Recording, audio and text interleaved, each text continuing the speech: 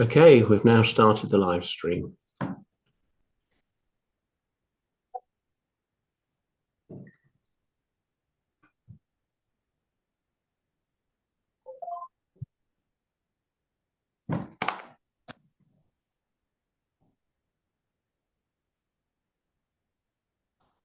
Okay, we've now started the live stream.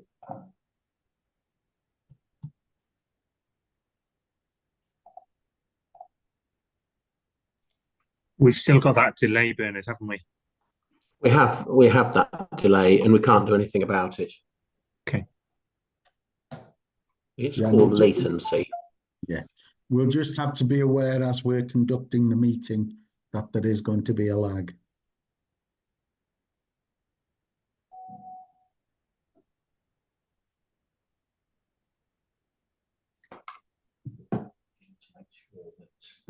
Whatever's feeding back on is coming through on the live stream is not, that audio is not coming through this end. Yeah, because yeah. Otherwise you'll have two versions of it. Yeah, I know. This is what we had before. Yeah.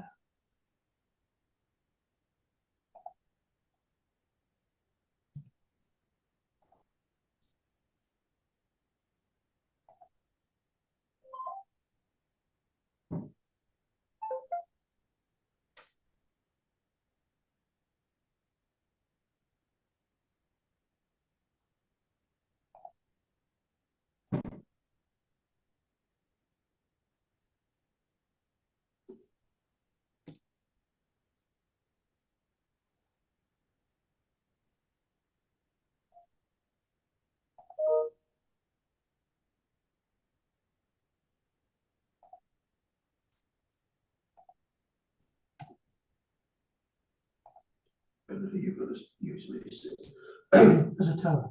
Yes, yeah.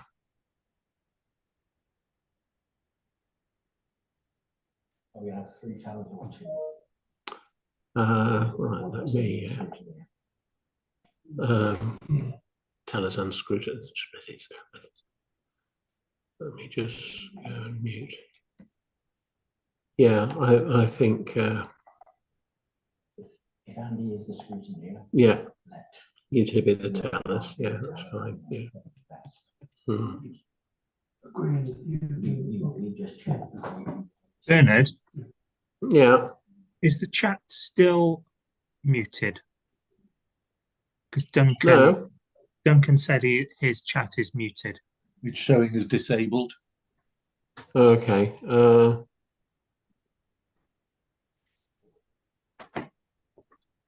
Webinar chat.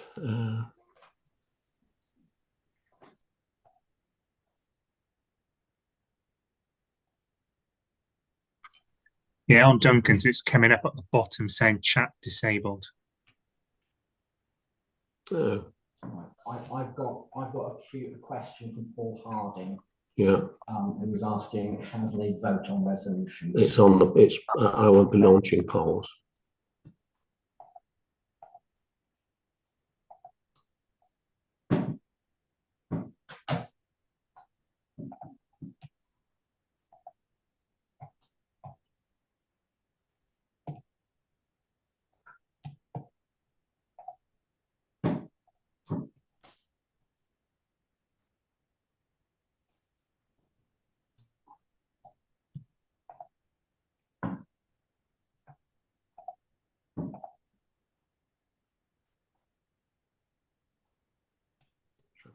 See it.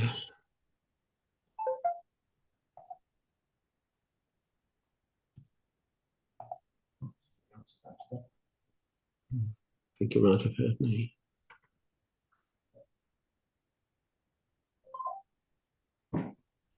Bernard, can you hear me? It's Trevor. I can hear you, yes. So after I've done the purposes and objects, I'll just mute myself. Yes, yeah, yeah.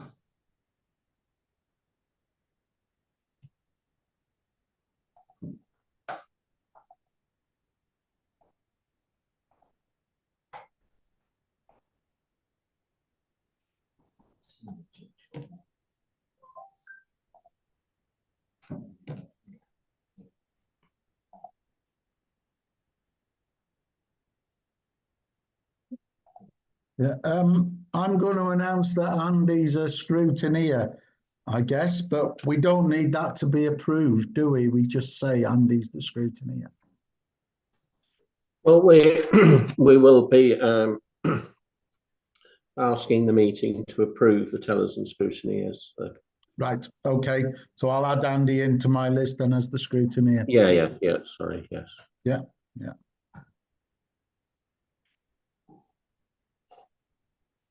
And General Dog's Body running the meeting. Well, yes.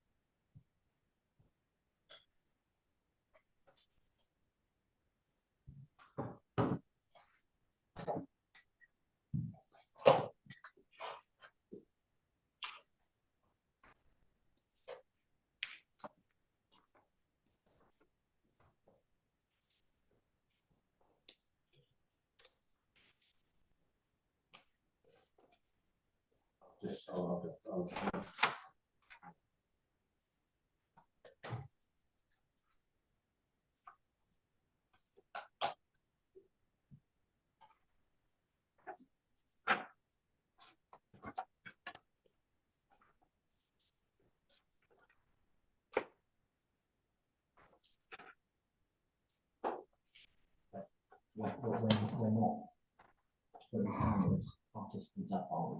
No. That's correct. What about if they want to speak? Right, if the attendees, we've got 41 so far. If they want to speak, I just click. You can just click allow to talk. Okay, so we don't actually see them. No, we don't. No. Okay. No, it's not like a Zoom meeting where you see everybody.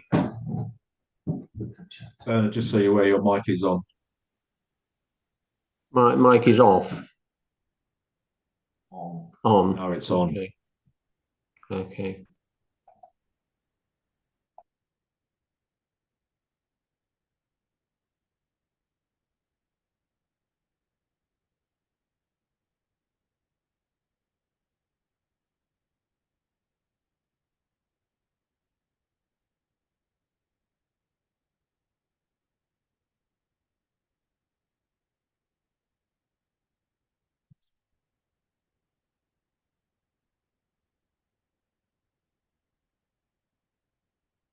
I seem to have frozen as well, as far as I can see. You have. I was just sending you a message to tell you. It's a wet mate.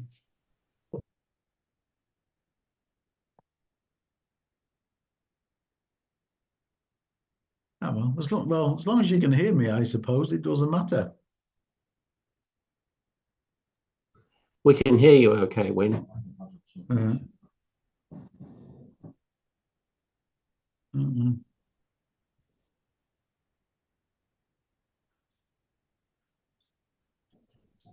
Was that? In fact, I can leave and come back in, I guess, to see if it regenerates, can't I? You can, yes.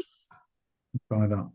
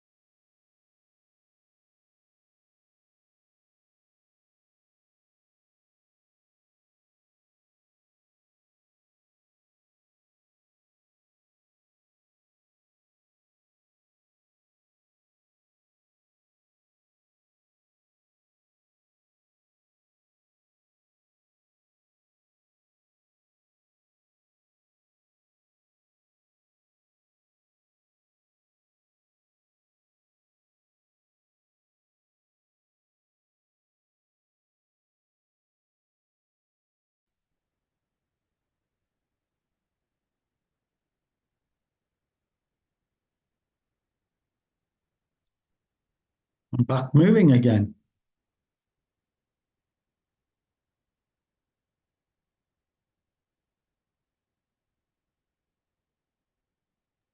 Does someone need to respond to the chat and tell them it's not working under the Q&A? Oh, Jerry, it's the Q&A that's working. We've disabled the chat. They'll get told by Bernard when we start, Jerry. Yeah, fine, thanks.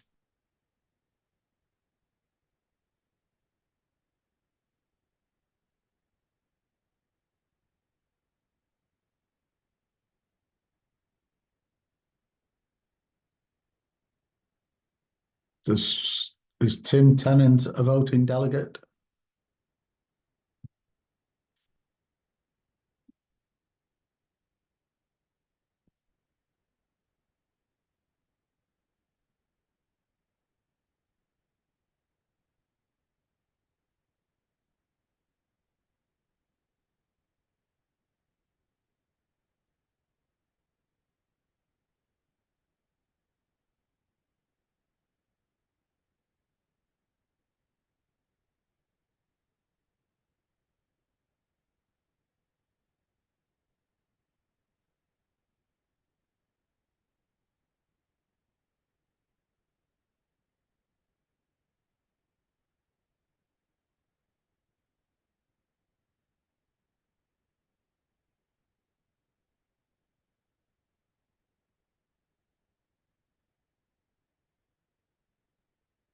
This is true.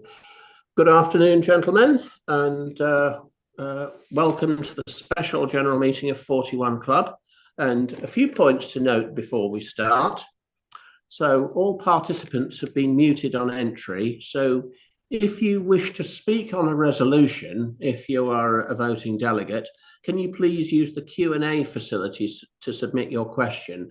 And one of my assistants here will unmute you and you'll be invited to speak in turn. So please note that if several questions come in basically asking the same thing, we will only ask one participant to unmute. So if invited to speak, you will have a maximum of 3 minutes, which is the same as an in the room general meeting.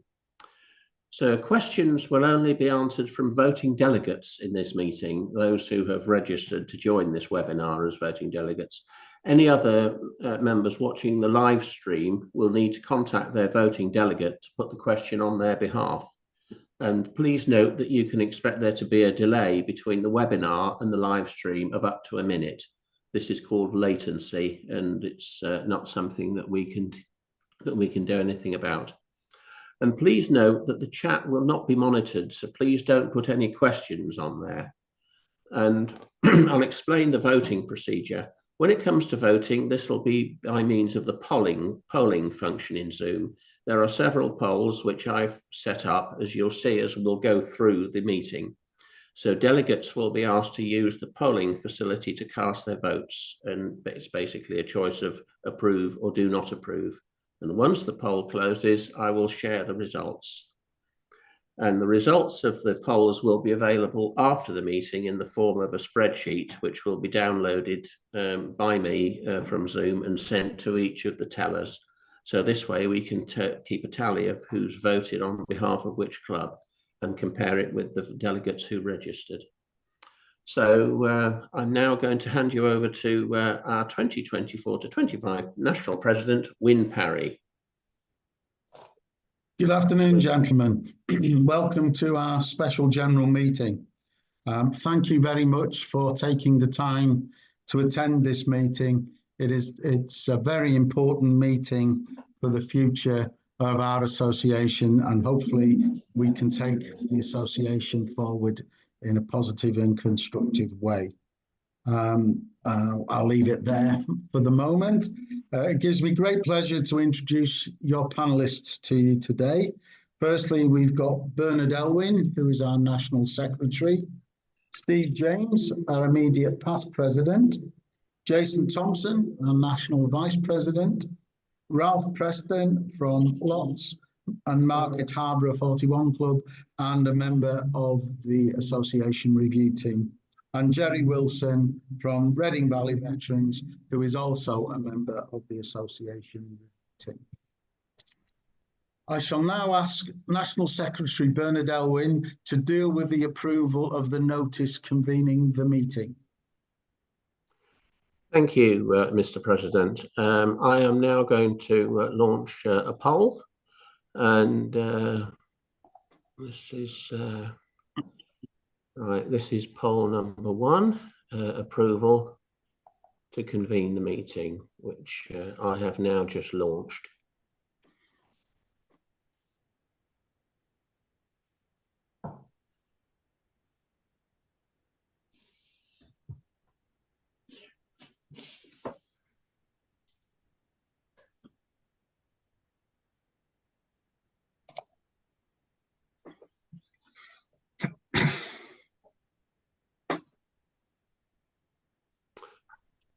Okay, so I'll just give it a few more seconds.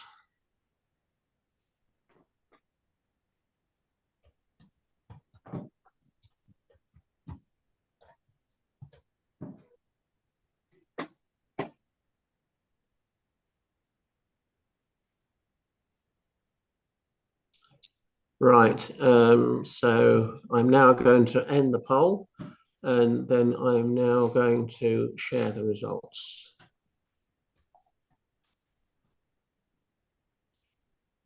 So can you all see that?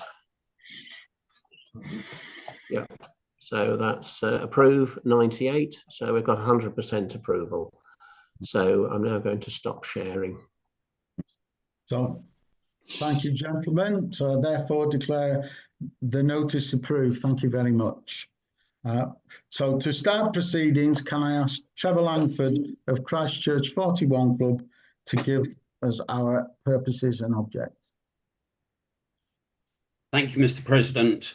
The purposes and objects of 41 Club are: 1, to continue to promote opportunities for fellowship amongst former members of Round Table.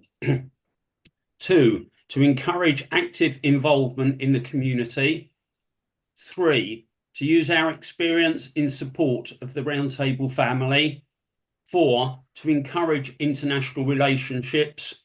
And these objects be promoted through regular meetings and other activities. Thank you, Trevor. Can I ask Bernard now to read any apologies or messages and details of the tellers and scrutineers? Thank you, Mr. President. The 2 apologies I have received are firstly from David Smith, who is a past national president of this association and also a past honorary solicitor. And the second apology I have received is from David Campbell, also a past national president of this association. And I would like approval for the tellers, which are Stuart George of Lisgarden Lowy 41 Club and OBEs, and also Andy Waring of Hinckley 41 Club, and the scrutineer to be Andy Ventris of Moseley 41 Club. So I'm now going to launch another poll for approval of these gentlemen. So if I just go to number 2, I'm just going to click on this.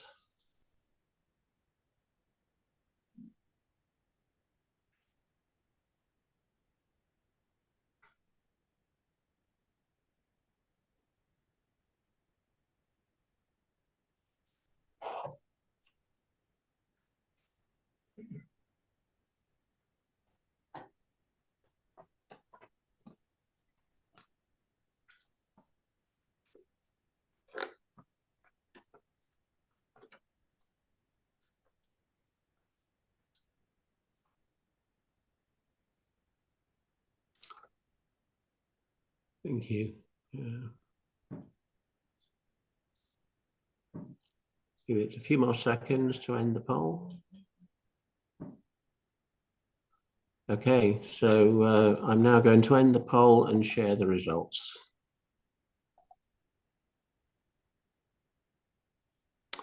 So that is 100% approval of Stuart George and Andy Waring, and also the approval of Andy Ventures, who stepped in at the last minute after I had launched this, after I had set the polls up. So thank you very much, gentlemen. I'll stop sharing. Thank you, gentlemen. I would, before we go on to the resolutions, I'll ask Steve James, our immediate past president, to give a short presentation to explain of why we're here today and the journey that we've been on since the AGM in Liverpool. So over to you, Steve. Thanks, Mr. President. Just bear with me as I load up presentation. This is where technology lets me down.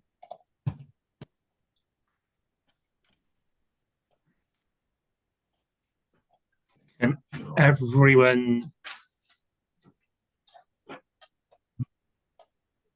see that? Yeah. Yes. Yeah. Okay. Right. Thanks. What I will do is we've got quite a few slides just to take you through our journey. We thought it'd be very helpful to assist you in coming to decisions on the resolutions. So the need for change. I'm trying to get her in slide mode.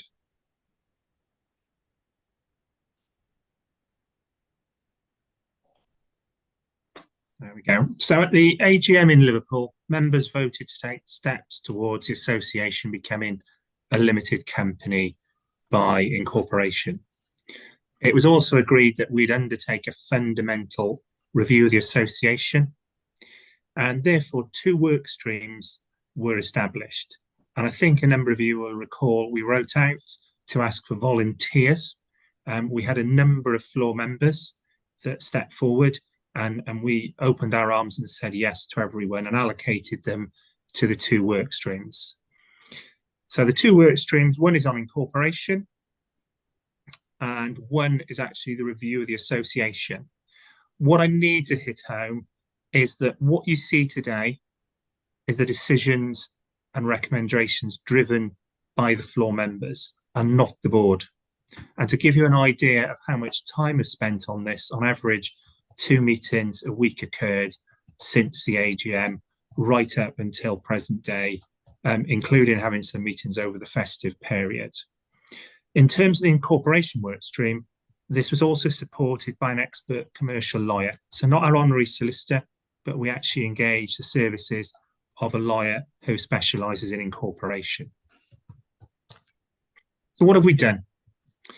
The review group were very clear in our first meeting that they wanted to start from the beginning and review everything that we'd done. So we looked at the purposes and objects. You'll all recall these were written some years ago, and we decided to make some minor amendments. And what I've done is I've shown what the current purposes are and the revised ones. So the main changes, if you look on the second one, when we've got continue to promote opportunities, we've added in that about invited members.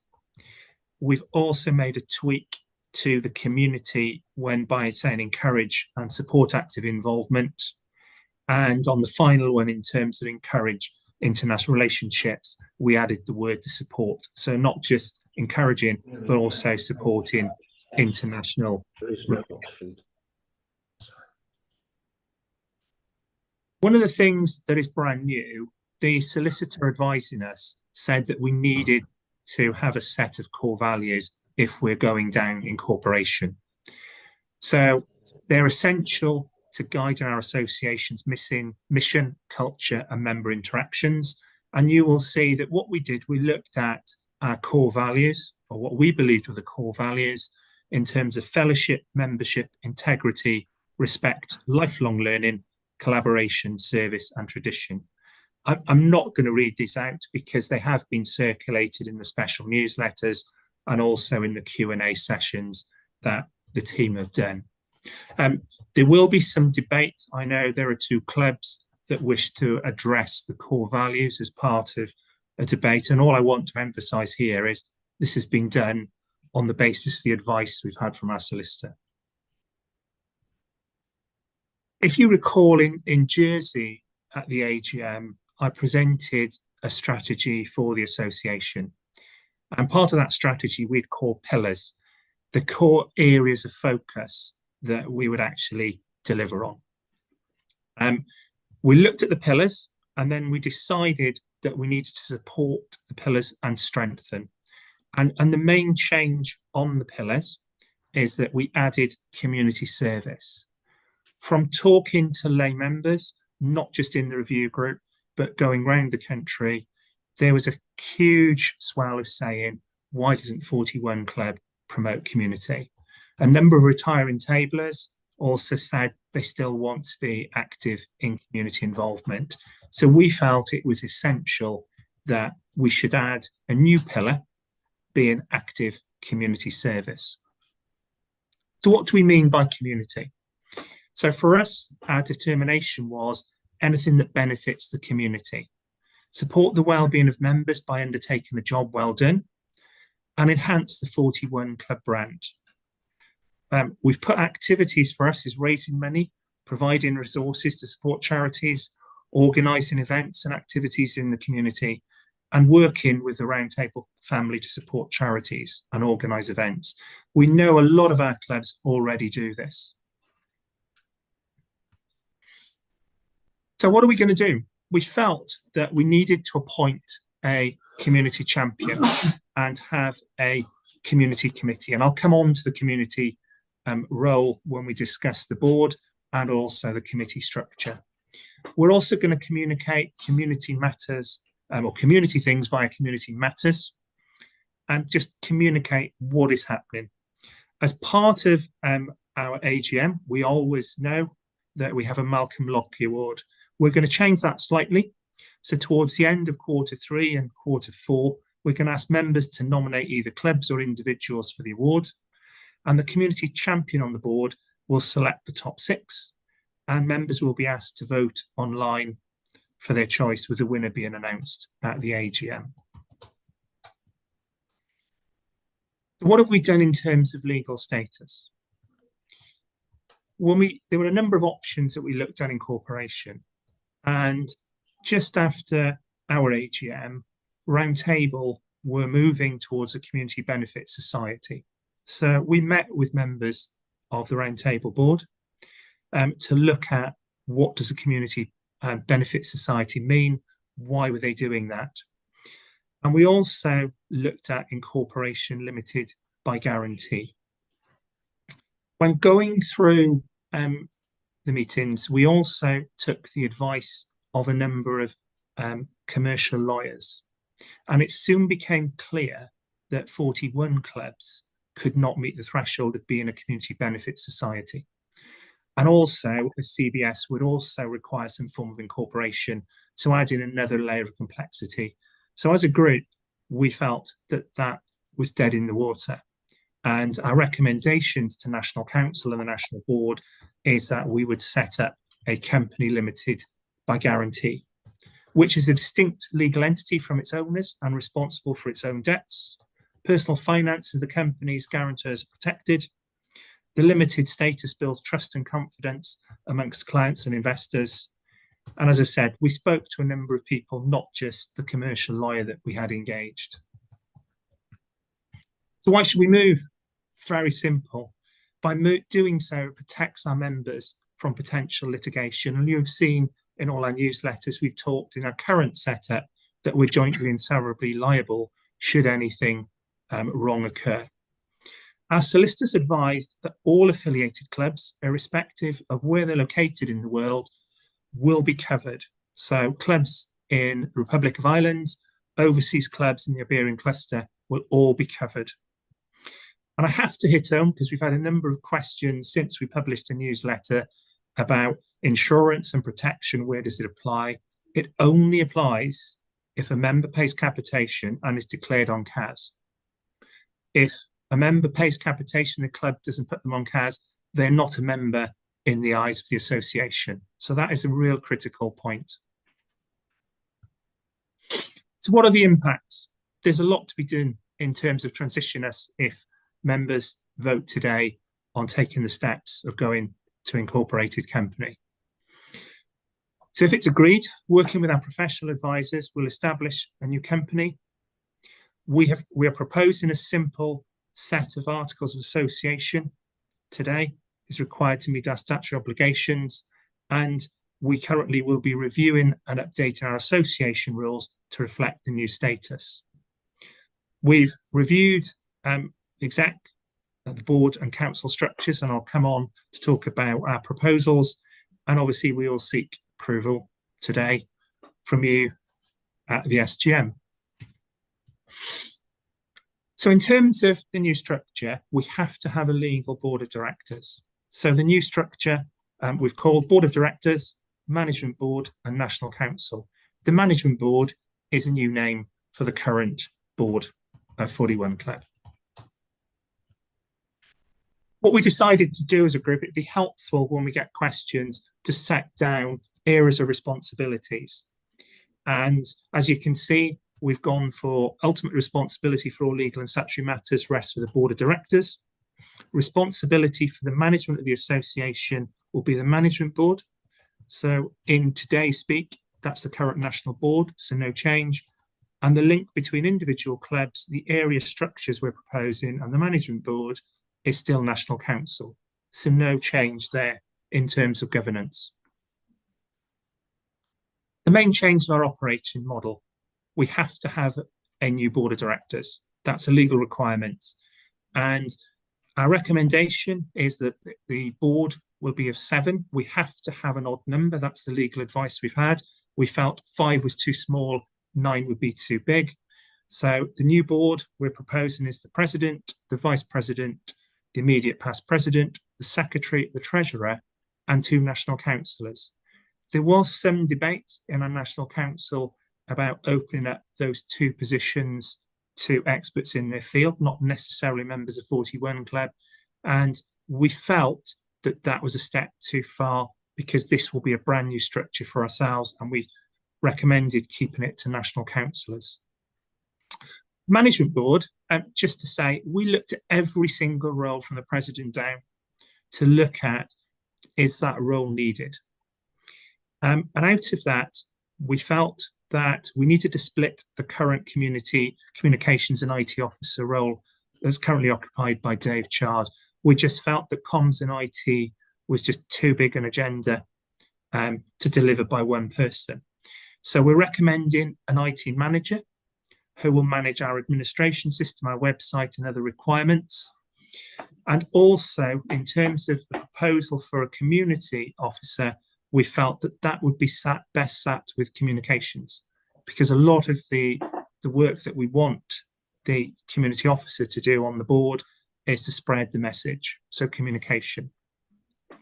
We felt that the current National Council liaison role can be removed, and we're proposing that we follow a similar structure to RTBI, where national councils will appoint a chair of the National Council, and the liaison between that role will be the immediate past president. We also undertook a comprehensive review of every single job, and we produced job descriptions for the 16 roles, including the new legal board. They're all, if you read them, if you've taken time to look at the link, you'll find that we've been consistent on everything. We've also taken some comments on board from members when being governance and risk. So we've changed that. And as you can see, if anyone wishes to apply for a board, they will have a job description. They understand the requirements. We're also recommending as part of the review that the 2-year rule for board posts should be removed, with the exception of the vice president. So our new operating model in a structure, as you can see, board of directors, management board with the posts on there, and the National Council. So no change to National Council as such. Committees. Obviously for us, this is a key role to move the association forward. And I've given 2 examples of the significance of committees. So if you look and recall last year, we had a working group that reviewed the insurance of the association. There were 3 experts in their field. They came up with a proposal that was presented at the Liverpool AGM. The responsibility for insurance sits with the Treasurer and the Finance Committee, and we therefore believe that we should have a member, a 41er with insurance expertise, sit on that committee. So we really value having lay members sitting on the committees. So moving away from the historical situation where National Council sat on committees, and when I talk about National Council, I also mean the board. So trying to encourage decision making at committee level, right out from the floor membership. Current committees are, we haven't changed the committees apart from adding a new committee. We've just put that up there for your information. I will say I'm quite happy for these slides to be published after this session. And what we've also done, we thought would be helpful, is to write the purpose of each committee. So just a 1-line statement of what we believe each committee should look at and be responsible for. So, you know, quite self-explanatory. I'm not going to go through them. There are 2 pages, as you can imagine. And finally, looking at the regional structures in the National Council role. So for us, reviewing the regional structure was essential to ensure continued growth. The group felt that the current structure of 25 regions does not fit with the evolving needs of the association's goals, and we really needed to address some disparities in how resources are effectively discharged. And if you look at some of the current regions, they're very large and some are very small, and then we've got others that geographically you just wonder how someone can get around. So we decided to change the structure. And one of the messages that were quite clear from certainly when I was president, I know when Wyn is current president, is how do we keep our costs down? You know, what do we do to reduce it? So one of the things that we have proposed is a reduction in national councillors and increasing the region size, but actually changing the role of the national councillor. So these are the revised regional structures. And I would add, I've already had some comments since the notice of the SGM. One of them relates to Region 3, the Northwest, asking could it be called the Northwest and the Isle of Man? Yes, we're quite happy with that. And I'm sure these aren't set in stone. If there are others that want to make a suggestion to the regional names, we're quite open and happy. The main thing for us was to try and work through this. And I'm going to say this was no mean feat. It took many meetings to get together. And I have to thank Stuart Bisley, because his task on the group was to try and come up with a proposal for us to debate. What we've then looked at is the current National Councillor job description. We looked at how things are going to change. So what we've tried to do is just put what they currently do now and what they're going to do going forward. So first one, overarching the link between the National Council and the board, no change. The main change is about club engagement. And most people have been national councillors. There's an unwritten rule that you do 2 club meetings a month. We've changed that. We've said we don't need to do that in a large structure. What we want to do is to provide a supportive culture to clubs and try and organise 2 cluster events. And cluster events aren't necessarily, as we know them, cluster dinners, but could be sporting activities, getting a couple of clubs together, and also more communication. So rather than going out to give the message, actually sending out newsletters, etc. The roles, obviously, we've changed going forward in terms of community service. And as a regional team, what we've tried to do, and again, people often comment about area structures when they're in roundtable. So what we've tried to say is to try and encourage that formation of that local regional team, regional network. No change in terms of meetings, committees, club administration or communication to members. The rules. Obviously, the rules we felt needed a review, and we felt rather than what we've done in the past to tweak, let's start with a blank piece of paper, look at the existing rules and adopt and change. We could not do that work in the time scale that we'd set out, and felt that the review rules need to be reviewed under Bernard's guise and his team. And we would present new rules at the AGM in Aviemore. That is the end. So thank you, Mr. President. Thank you very much, Steve. And I'd like to thank you and all of your team for all the hard work that's gone on in producing and reviewing our association. I know it's been a tremendous amount of work, and there's a lot of people put a lot of effort into that. And on behalf of the association, I thank all of you for all that work that you've done. I would now like to ask Ralph Preston of Lots and Market Harborough and the review team member to just give us a quick summary of the review process and the questions and answers that have gone on since the announcement of the meeting. So over to you, Ralph. You're on mute.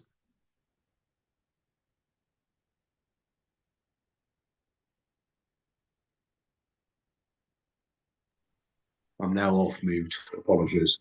Thank you, Mr. President. I just thought it worthwhile, given how much information has actually been sent out to everybody. There's a phenomenal amount of it that people have had to absorb, just to summarise the process that we've gone through. So we deliberately created and sent out a special newsletter, which went out, and I've looked at all the dates, on the 3rd of November. And we thought long and hard about how much information we should put into that. What we tried to do is keep it to a level which did not go into too much detail.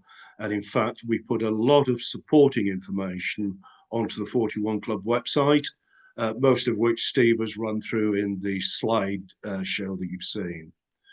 Within the newsletter that went out on the 3rd, we asked that any questions be thrown back to us, and we had a process to capture those, collate them and respond. We picked a deadline of the last Friday in November, which was the 29th, which gave people 3 and a bit weeks to look at all the materials, discuss it within their clubs and ask questions. I was assured by a number of people that there wouldn't be that many questions.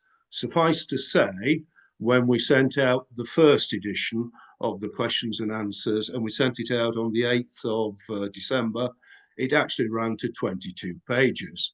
So it's great because what it's done is create a lot of interest and a lot of questioning, and that really is, in a way, is a lot of what we were aiming for.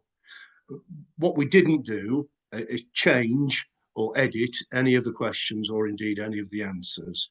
And what we also didn't do is deduplicate any questions. So when you saw the questions and answers, the wording was exactly as it had been communicated between the respective parties. And you will also see that some questions were asked a number of times, but we deliberately included every question. What we tried to do was maintain the structure of the newsletter. So we deliberately put them into headings of the strategic review, incorporation, the association structure, and the rules and articles of the association.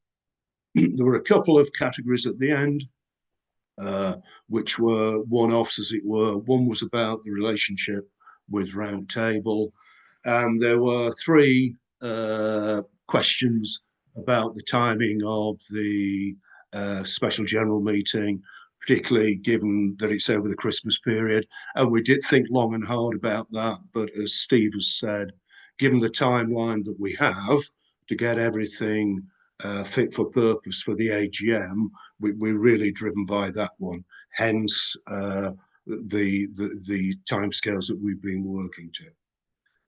There were some questions that didn't land before the deadline of the 29th of November.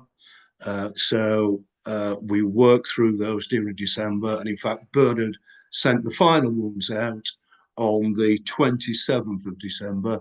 So that was the second version of the questions and answers. Generally, I have to say there were a couple of questions where the answers didn't land well. And so we've had a bit of toing and froing with those who asked the couple of questions, but I think those have now been resolved. So that, Mr. President, is the process that we've gone through to get to where we are now. Thank you very much, Ralph. Okay, so gentlemen, as you know, I hope you know, my strapline for the year has been "Your opinion counts," and this is where you get to exercise your opinions and dictate how our organisation's going to progress in the future. So, gentlemen, we now move on to the resolutions, which there are 10, all of which have been put forward by National Council, and therefore don't require a seconder. I will now invite the National Secretary to read Resolution 1 from the order paper. Thank you very much, Mr. President. Before I do that, I've just been reminded that I haven't told the meeting how many attendees we have, and for quoracy. We have 116 people attending as voting delegates, of which one of those is voting on behalf of 3 clubs, and one of those is voting on behalf of 2 clubs. So that will be a maximum of 119 clubs voted for. We need to be 5% of our affiliated clubs to be quorate. So we needed a minimum of 32 clubs. So we're well and truly quorate. So I will now go on to Resolution 1, and that is to adopt the draft Articles of Association for 41 Club Limited as set out within Appendix 1 of the notice and agenda. And National Council propose and therefore support this resolution.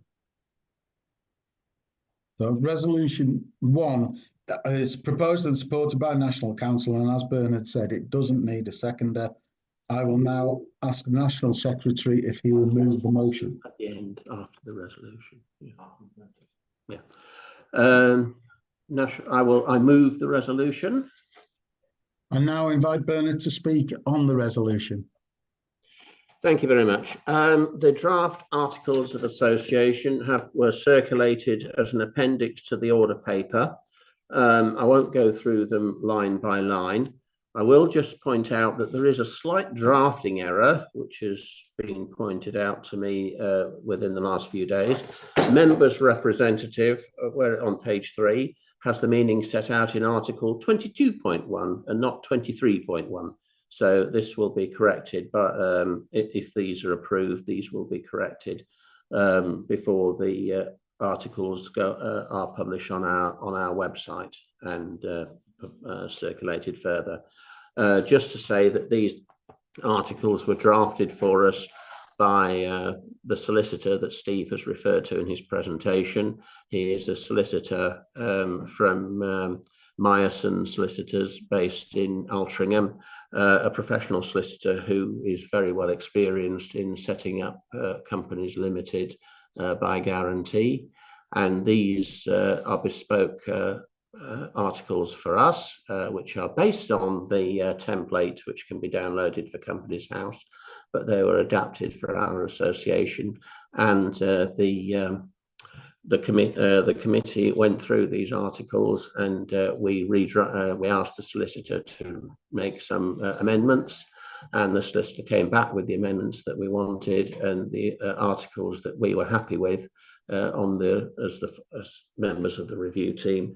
They were what was circulated with the order paper, and which we are asking the membership to approve. I understand that there are some comments on this, so anyone who's sent any comments in, that we will take questions and views at the appropriate juncture. When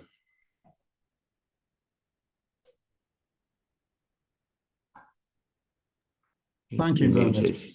Yes, I was muted, yes. So I'll now open the resolution for discussion. Just to remind you guys that as per a normal AGM, speakers from the floor will have a maximum of 3 minutes to speak. And as we are reliant on technology, and rather than getting bogged down, I ask your cooperation that if a question is already being asked or being asked, remove your question from the chat so that we can progress. At a speed. Okay, David Leach. Sorry, David Leach wishes to speak, so I'm now going to click allow to talk against David Leach. So he will be. We should be able to hear David Leach if he says something.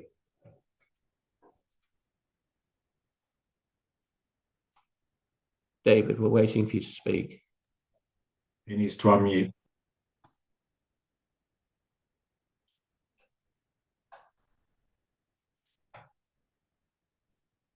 David needs to unmute.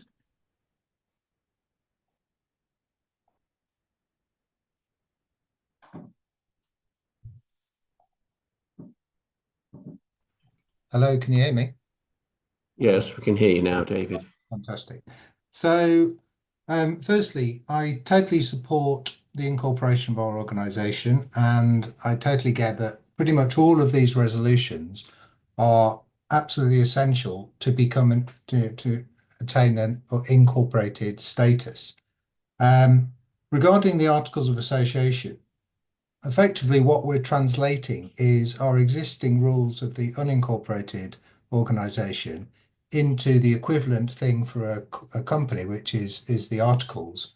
All of our existing rules have gone through quite a vigorous process to get to where they are now. In other words, they've all been reviewed they've been by clubs proposing, a second club seconding, and debate and voting at an AGM. What we now seem to have is replace the entire rule set with an entirely new set, which is the Articles. And it seems that a couple of extra rules have been slipped in particular 19.2 and 19.3, which read that the directors may in their absolute discretion decline to accept any application for membership and need not give reasons for doing so. And 19.3, which is the directors may prescribe criteria for membership of the company, but shall not be obliged to accept persons fulfilling those criteria as members. It's been suggested that this is a replacement of our existing rule 4.6, but if you do read 4.6, there's a very much different tone to that in that it says, if the National Council is satisfied that the necessary conditions for affiliation have been observed, it shall approve the application. That's a very sort of positive message, whereas these two seem to be quite sweeping powers that, allegedly replacing our existing rules. If we didn't have these two in right now as part of the entire, let's adopt all of the Articles in one go, they would have to go to a future AGM to be debated, and there would be the pros and cons of having that incorporated into our rules. There doesn't seem to be any governance around that. It's those 7 members of the board can just decide amongst themselves. They don't want a whole club to join, and a club that's already in, they might want to just throw it out again for no reason. Seems odd that there is no governance around the use of those powers. And am I right in saying that all of these resolutions are going to only require a 2/3 majority because that's our existing rules? But going forward as a company, any change to the articles will require a special resolution, which is 75%. In other words, these rules are coming in with a slightly lower bar to any future removal of the same elements of these articles going forward. It seems that we're sort of, by voting on all of them in entirety, most of which are perfectly reasonable and a translation of our existing rules. I just see, it just seems wrong that we're adding a couple of extra rules and saying you've got to vote for all or nothing. And once it's in, it's going to be even harder to get it out than it is to get it in from that 2/3, 3/4 perspective. So, I just want people voting to know that these two rules are in. If you haven't already read them, you might want to reread them and ask yourself, do we really want this in our articles? We've never had it before, so there's no precedent used or abused in the future. I have every confidence in the current board that they would only ever use such powers as a last resort. But this rule is going to be there indefinitely for future boards, which could have a completely different agenda to the existing board. So that's my piece. Thank you very much for hearing me out, and I'm done. Thank you, David. Before you go, could you just say which club you are representing? Oh, sorry. Yes. I'm today. I'm voting on behalf of two of the clubs of which I'm a member, which is Alpha Knights and Kingston ex-tablers. Thank you very much. Thank you. And right, okay. So I'll now mute you, David. I will now go to Tony Cook.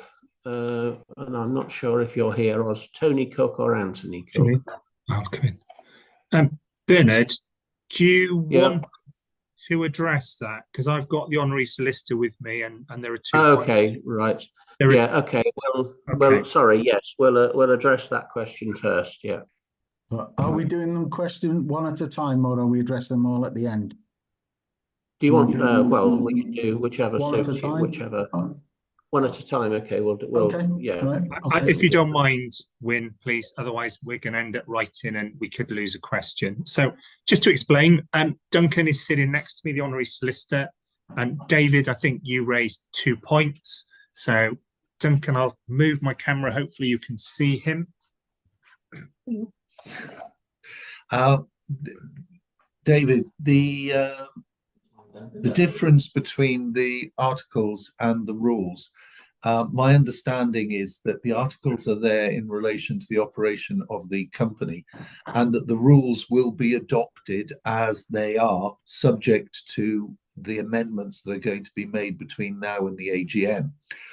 Rule 19.2 and 3 in the articles, paragraphs 19.2 and 3, effectively refer to the membership of the company, which, as you will see, is different to the membership of the association. 19.2 and 19.3 relate to that one member of each club who will be classed as a member of the company and liable to pay £1 should the company go into liquidation. The rule 4.6 actually refers, as in the rules of the association, refers to clubs wishing to affiliate. They are different things. I hope that clarifies it. 2/3. As far as the 2/3 and 75%, the 75%, you're quite right, is needed to amend the articles. 2/3 would be needed to amend the rules of the association as they are at the moment. Thank you, Duncan. Okay. So I'm now going to ask Tony Cook. I'm going to click the Allow to Talk button, and I will ask Tony Cook to introduce himself and put his question forward. Thank you, Mr. President. Tony Cook from Christchurch 41. My question is also about clause 19 of the articles. Under the definitions, it says a member means a person whose name is entered in the register of members of the company, and membership shall be construed accordingly. That's in the definitions, but when we go to clause 19.1, it says that the company shall admit to membership an organisation, whereas the definitions talk about the person who is under the item 3 that we're looking to vote on later, that the club elects a representative to be the member. There seems to be a confusion as to who a member is in this article. Sorry.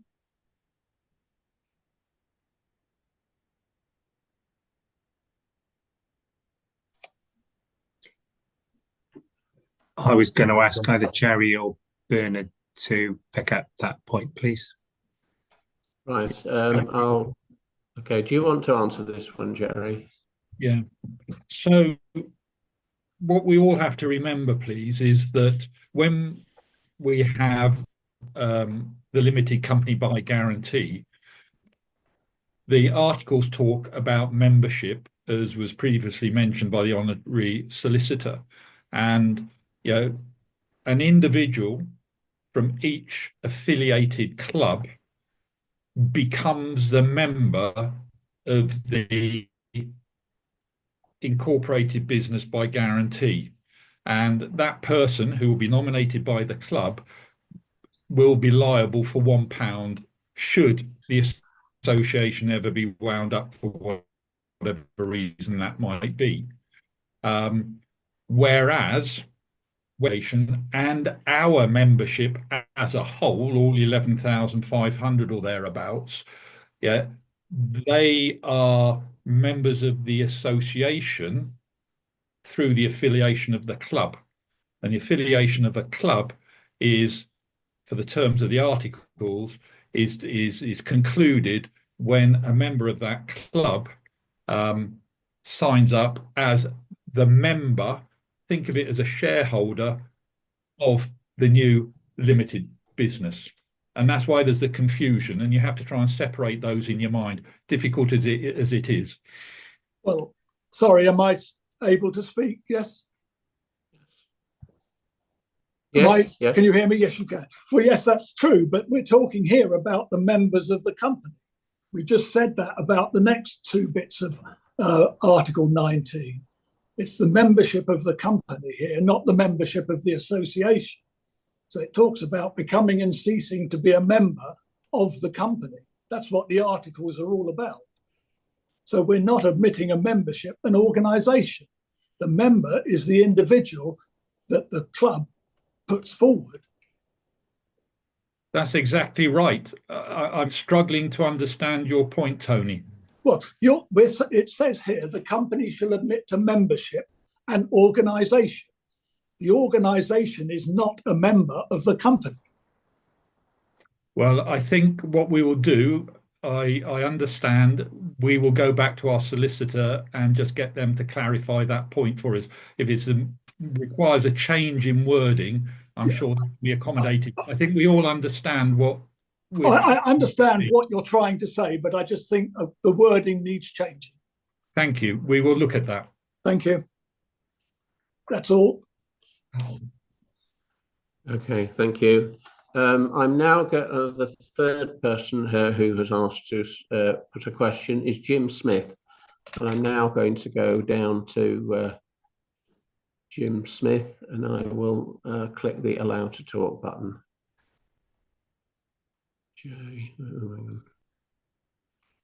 Jim Smith, if you could introduce when you're unmuted, if you could. Good afternoon, gentlemen. Jim Smith, Bishop Stortford, 41. Can you hear me okay? Yes, thank you. Good, thank you. It's a very simple question. This is one that we put to Bernard, which is relating to the articles. And in most standard articles of any company, there is somewhere within there a point about directors' remuneration. and particularly in non-profit organisations, there is usually a question relating to the fact that there is no remuneration to be paid to directors. In our articles that are currently being proposed, there is nothing in that sort. The response from Bernard quite rightly says that that actually is within our rules, but I suggest that it also should be in our articles, particularly as the rules are going to be rewritten.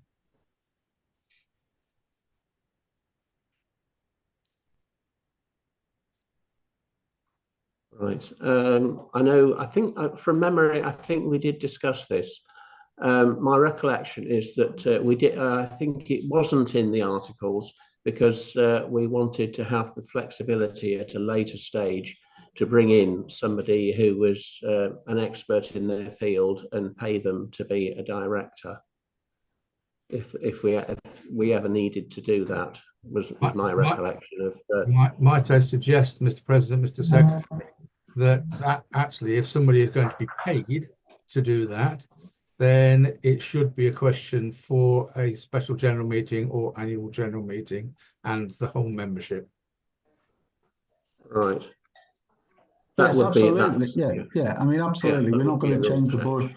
We're not going to change the directors without the approval of the association at all, Jim. You know that the control and of how the association runs will still remain with the membership and will require an AGM or an SGM to have those kind of changes made.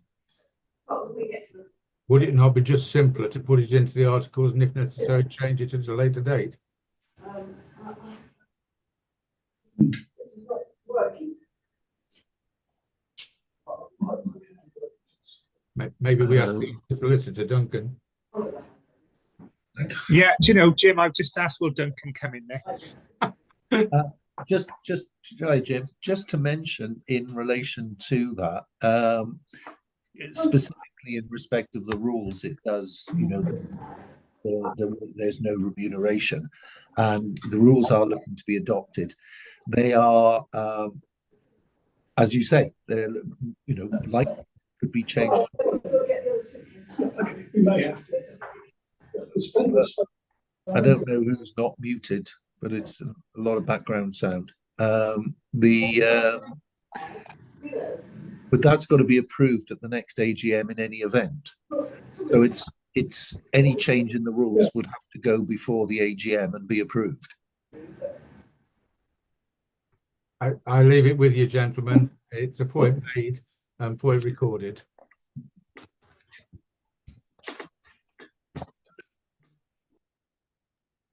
Okay, Bernard, you're on mute. So, right, our next person who wishes to raise a point is Neil Knight. So I'm now going to go down to N in the list.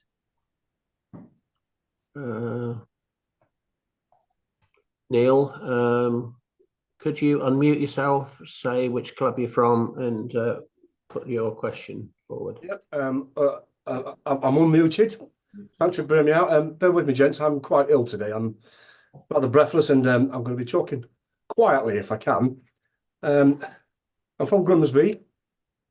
I've got a question about the original aims or the reasons for becoming a company limited by guarantee.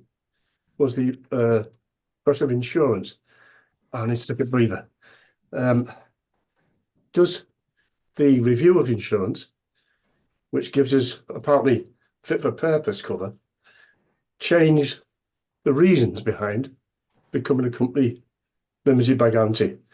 I'll end it there. Yeah, that's my question. And I'll unmute. Okay, is that one for you, Jerry? Yeah. So I would just thank you for your question, Neil. So it changes nothing from an insurance point of view. You know, the way the insurances are constructed now and the way they will be in the future remains unchanged, other than we have agreement from our insurers that when and if we become incorporated by guarantee, the existing insurances will transfer fully to the new entity with no additional charges. Yeah, thanks for that.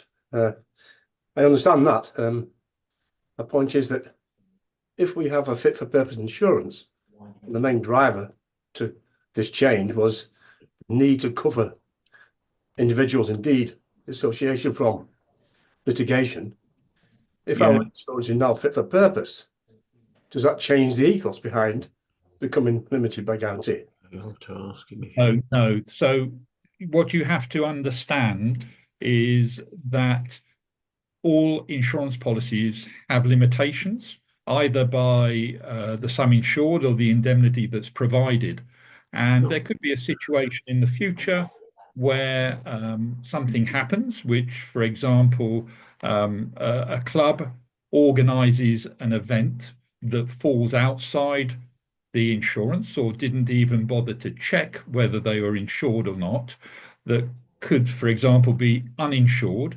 Then, as the Constitution stands at the moment, potentially, and it might be a tenuous link, but nonetheless, all members across the association, that's individual members, could be held liable to contribute towards correcting that financial loss. And that you can't get that covered by insurance. The only way we can restrict that liability is by becoming incorporated in some shape or form. And as we've stated, the recommendation is that we become limited by guarantee. Oh, okay. I sort of get the point. I think the insurance we have then, regardless of whether they become limited or not, wouldn't cover us in the case of litigation. So I understand that reasoning then. Okay, I think that answered my question. I can put that back to my members because that was something that was raised. And I do have to claim some responsibility for this because I raised the question of insurance 2-3 years ago about its cover because I had the first chance to look at it in depth. Okay, well, thanks for your answer. You're welcome. Okay. So I'm now just going to go to those people who put their hands up. I'm not sure if this is related to resolution 1 or not, but Gary Brooks I'll ask you to unmute and say who you are and what your question is.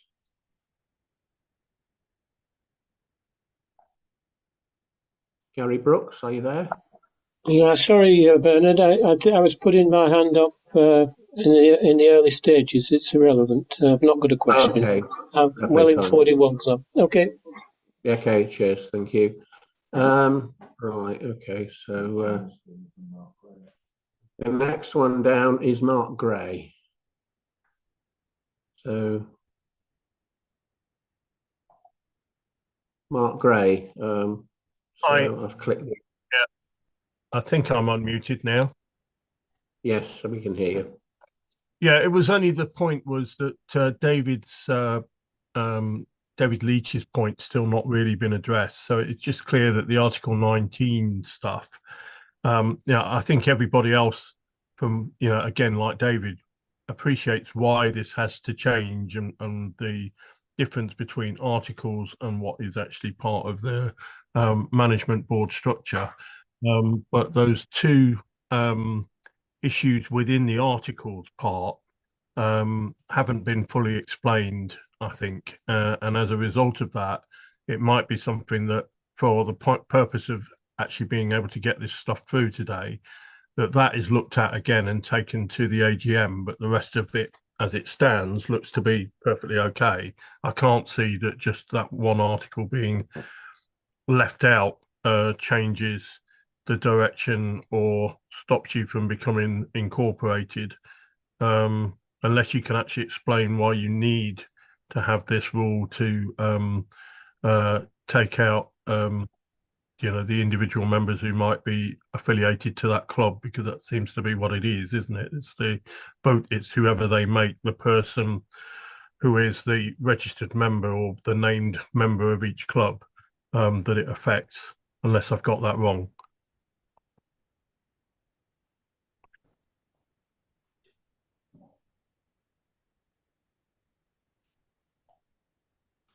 Right. The suggestion is that we defer the voting on the articles of association and then bring them back to the no. Okay, Only- Winnie's shaking his. No, Only Ben- the 19 one. Okay, so Bernard, Mark was referencing just Article 19 of the articles. Obviously, Correct, if we yeah. took Article 19 out today and voted, we wouldn't be able to Yeah. continue because the articles need to be as one vote, one document. Yeah. So we wouldn't be able to continue if everyone voted for the incorporation. It still wouldn't happen because obviously the whole articles need to be delivered as one. Yeah, because we're not voting on them bit by bit. So, if it's possible, could I just mention on the back of David's by refusing membership to a number of representative members? So, this is reference each club having a representative member in the incorporation. That is happening today in some respects, why we have the chairman, the secretary, or the contact. If a member within that club does something that the club feels is unacceptable and that member is asked to leave, they would then just change the representative member on the register. And I think this is where the confusion, the crossover is. If a new club comes for an application to the National Council for approval, then obviously they would be approved by the National Council under the association rules, not by so much by the article rules. If, for example, a club disaffiliated, they would be removed from the association. The named representative would also have to be removed from the register for the articles. So I think we just need to clarify. There is two sides to that membership, which is what Jerry and Stephen and Duncan were trying to get across. So it's more of with this, the articles of the company with the directors, there will be a representative of each club who will be on that register, and they would be that nominated person. And that, like I say, that could be the chairman, the secretary, or the club contact that you have today. And that's a piece of work, if this goes through, would need to be done between now and the next month or so to get that all in place. But separate to that is the rules of the association, which we've mentioned we are working on, and they will be updated and changed to reflect the articles. But the articles does reference our rules, that we follow our rules, and our association rules do describe how we run the association, how we conduct our business and everything else, and that will still be the same. It will just have to reference the directors, it would have to reference the management board. That would be where it's different today. I hope that helps clarify for some of you.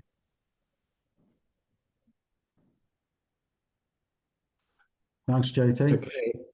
The next question has come from Peter Fountain. So I'm clicking allow to talk. So if Peter Fountain could introduce himself, say where he's from, and put his point across. Yeah, hi there. I'm assuming you can hear me, guys. I represent Yes. Preston Old Parts 41 Club. Used to be ex-Amounderness Tablers.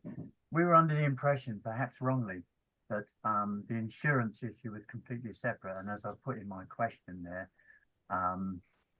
is it the case that the insurance does open up possibilities of us being financially impaired, for want of a better word, if we were remained as we are, but the fact that we're going to limited by guarantee, in fact, solves that problem?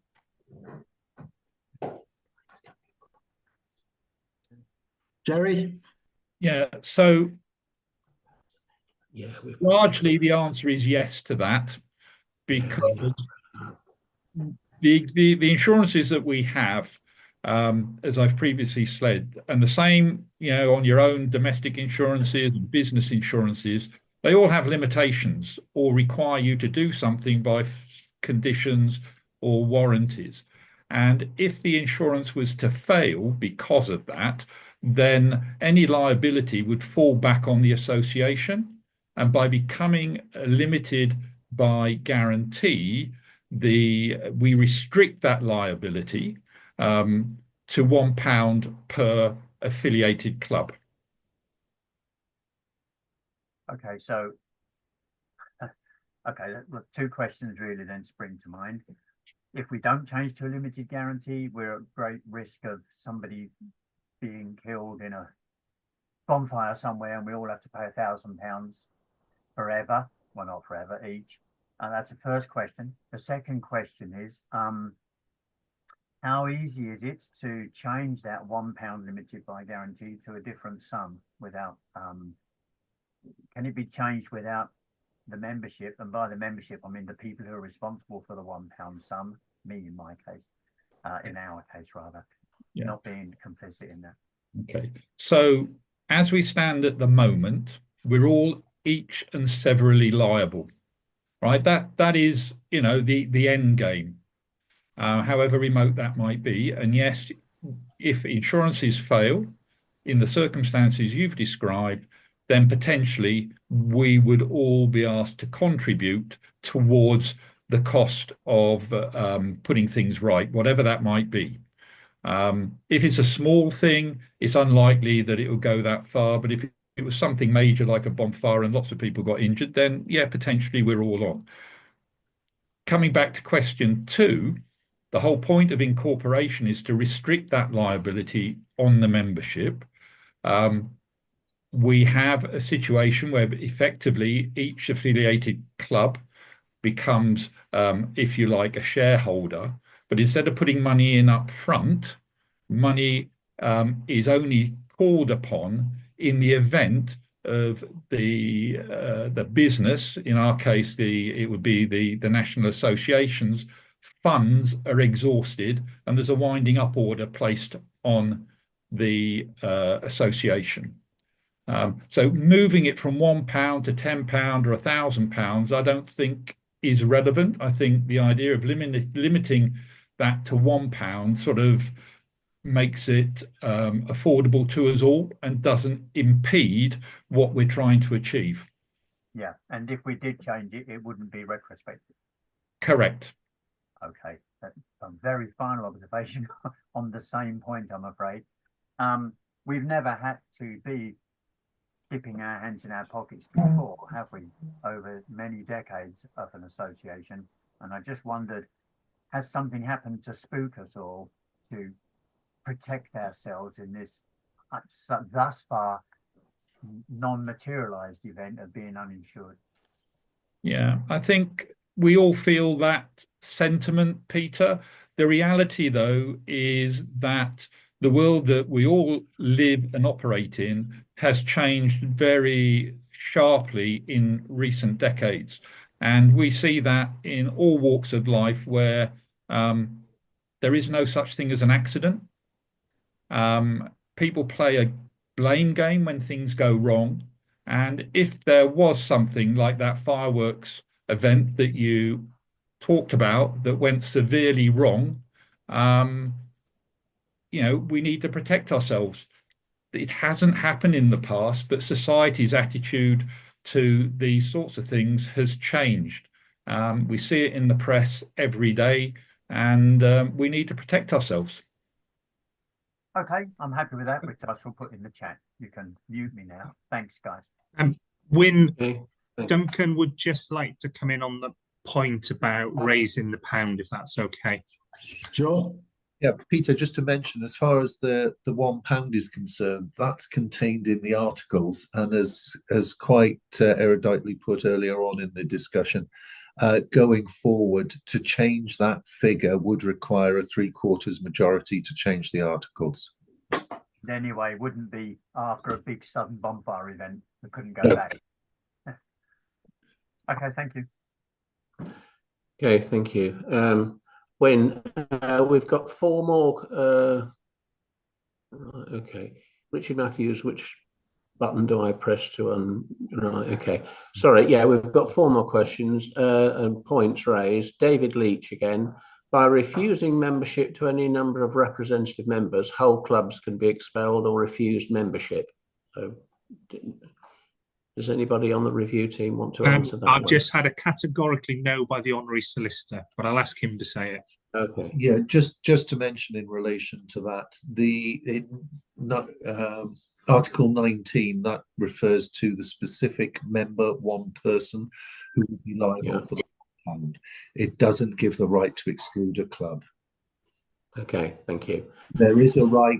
Richard, sorry, Bernard, just to mention, just to go forward, that if a new club wishes to affiliate, then under the rules, there obviously that has to go to a national council meeting, but the articles don't give the right to disband a club. Okay, thank you. Richard Matthews has asked, Proposition 2, what's the difference with Proposition 5? Is that about the resolutions that are coming on? Yeah. Yeah. Okay. Well. Okay. Can we defer we'll that? Leave that because, yeah. Okay. Because Richard Matthews is going to be given the opportunity later on. Yes, he has other comments apparently. So, Richard, when we come to your proposals, do we have any more? Do we have any more questions? Yes, we've got Paul Harding. Yeah, we do. Paul Harding, I suggest amending proposition to agreeing on principle the articles subject to review and amending of the issues raised.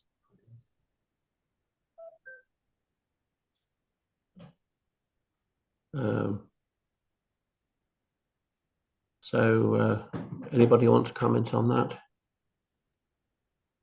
The only thing would be to say, but if we did do any amending up to agreeing on that, it obviously has to go back to the solicitor, the legal solicitor. It's not a straightforward process. No.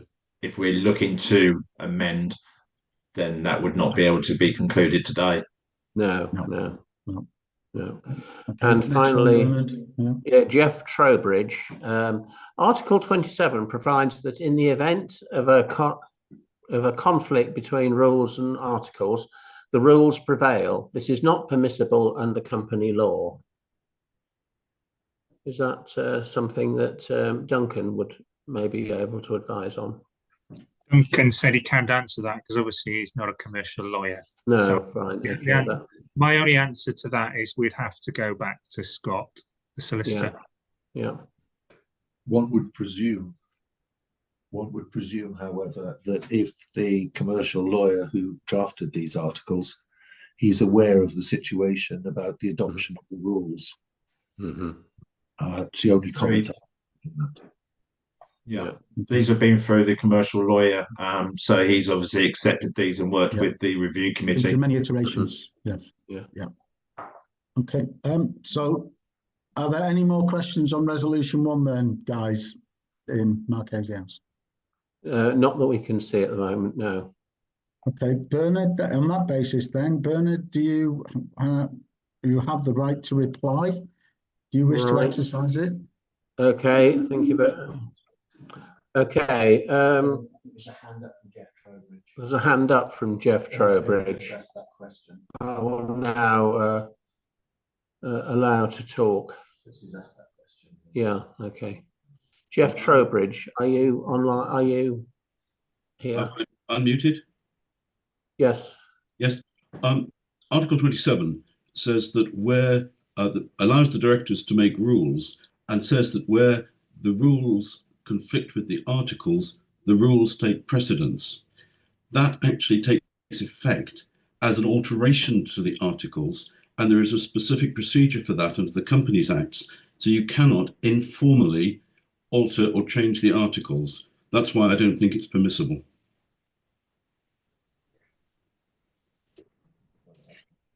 We have to take that up with the company lawyer. So. Fine. So I should have said Bournemouth number 5, my club.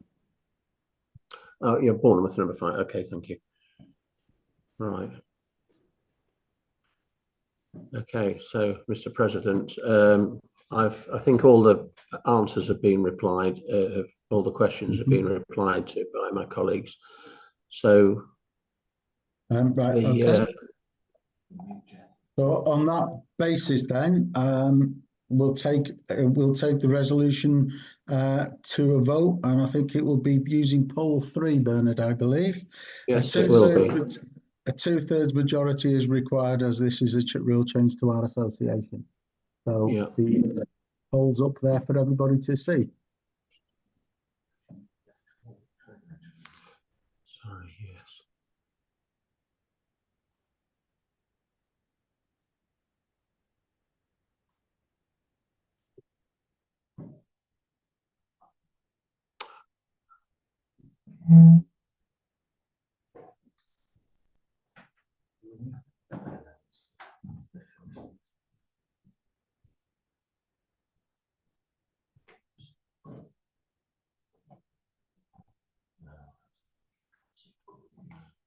Right. The majority of people have voted, but I'll just give it a few seconds because I think some people are considering their position.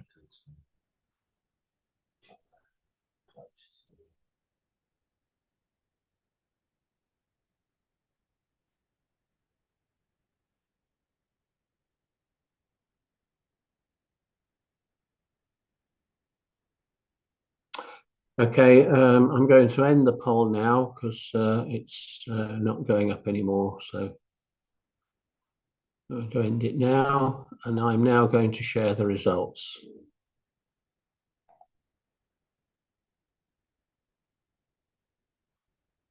So can everybody see that? Okay, thank you very much, gentlemen. That resolution was carried. So thank you very much for that. Well done, guys, on the review team again for that and all the hard work. Well done. And thank you, gentlemen, for your cooperation. So we'll now move on to resolution 2. And I'll invite Bernard, the National Secretary, to read resolution 2 from the order paper. Okay, thank you. Resolution 2, to adopt the recommendations of the review steering group that the new board of directors shall comprise the national president, national vice president, immediate past president, national secretary, national treasurer, and 2 national councillors. And National Council propose and therefore support this resolution. Thank you, Bernard. Resolution 2 is proposed and supported by National Council and therefore doesn't require a seconder. So I'll ask the National Secretary now if he will move the resolution. I move the resolution, Mr. President. Thank you, Mr. Secretary, and I invite you to speak on the resolution. Thank you very much. Just to say that it's a legal requirement that all limited companies have an appointed board of directors, and the advice of the solicitor who we've mentioned earlier who's advised us on the incorporation, suggested having an odd number of directors with the chair having only a casting vote only if required. So we thought that 7 members would be the optimum number for the board for decision-making purposes, and we felt that it was important to have 2 national councillors on the board on a rotational basis, so that the board would be keeping in touch more with the grassroots 41 club membership by having better representation, so it's not just all management board members. So these are the people that we felt that was most appropriate to be on the board of directors, and I would just ask you to approve this composition of the board of directors. Thank you very much, Bernard. I'll open the resolution for discussion. Are there any questions? We'll give it a little while for the lag and everything. Are there any questions coming up on this?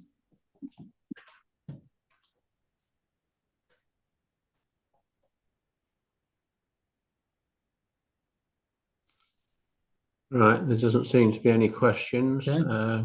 So would you like to reply to yourself, Bernard? I'll just reply to right, okay. Well, all just right, to say that I think we can just go to a...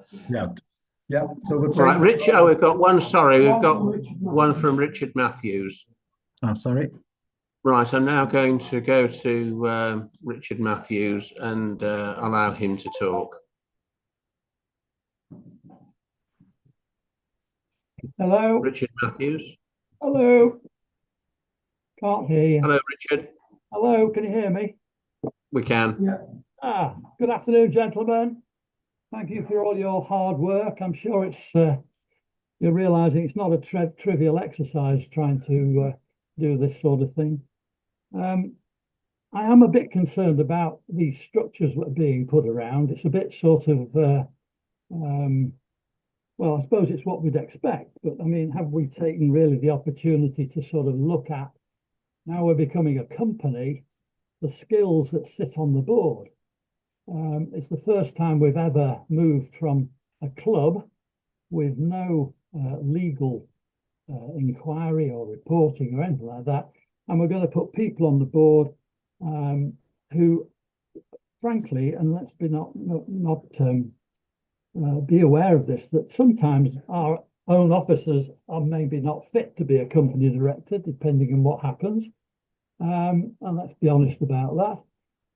It just seems to me that the board itself has its own strategy.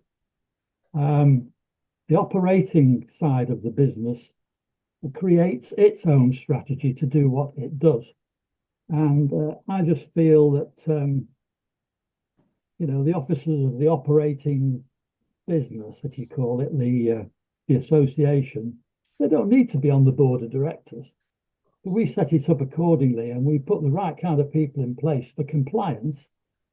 I just don't feel that we're giving all our officers 3 levels at which they can vote in the company. If you think about it, they're going to vote in the council, they're going to vote in the operating, and they're going to vote on the board. And in fact, they could all vote differently at each level, depending who they represent. So I just feel that some more thought ought to be given to this. You know, I've been a past. I'm an ex-national president, so I have a bit to do. But anyway, I'll give you that thought.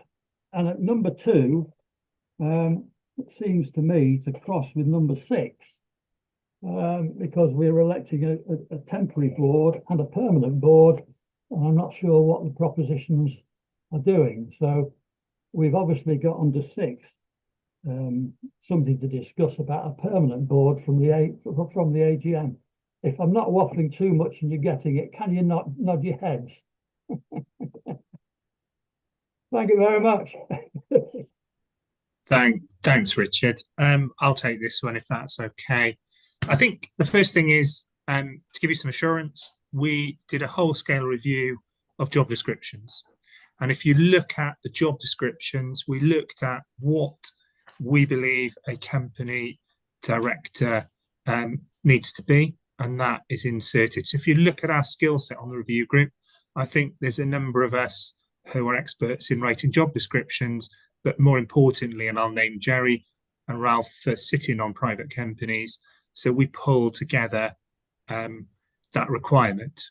We also had a debate in what if, let's just say the president did not meet that criteria, and the answer is they could actually nominate and step down from the board of directors, but still be on the management board. The next point that you make about experts, we did look at that, and that was raised by a couple of members to us, and we just felt it was a step too soon because we're trying to take the association forward. If we proposed a new board of directors, nothing to do with the association, then I'm sure the members would say, well, hold on a minute, you've gone a bit too far. So what we're trying to do, we see the board of directors evolving. But if you look at the job descriptions, there are distinct requirements.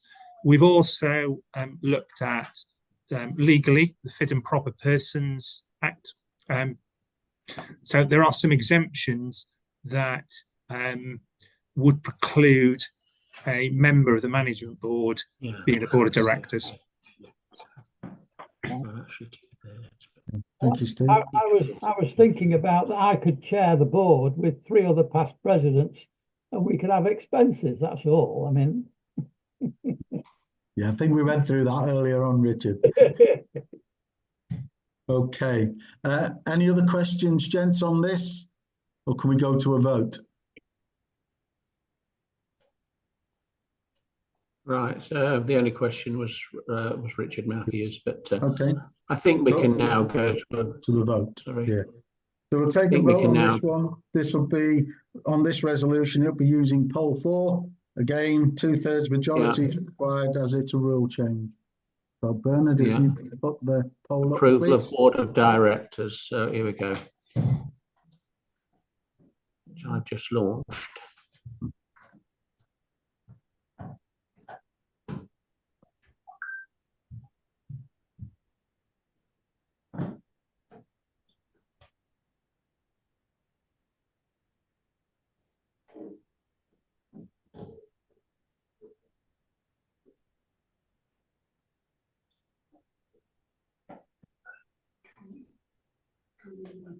Those people who don't need Yes. on the screen. Oh, sorry. Sorry. Yeah. Are we there, Bernard? Yeah.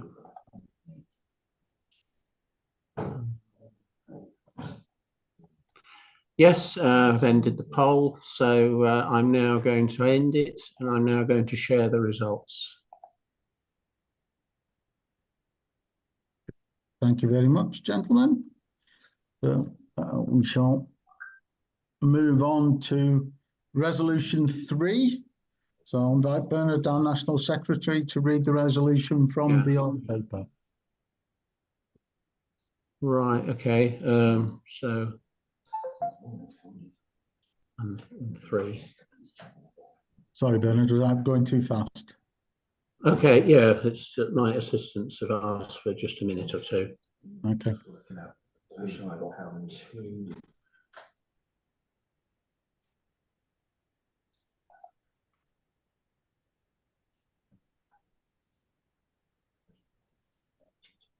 is resolution 2. isn't it? Yes, it is, yeah. Yeah. Voted in favour. So that's it.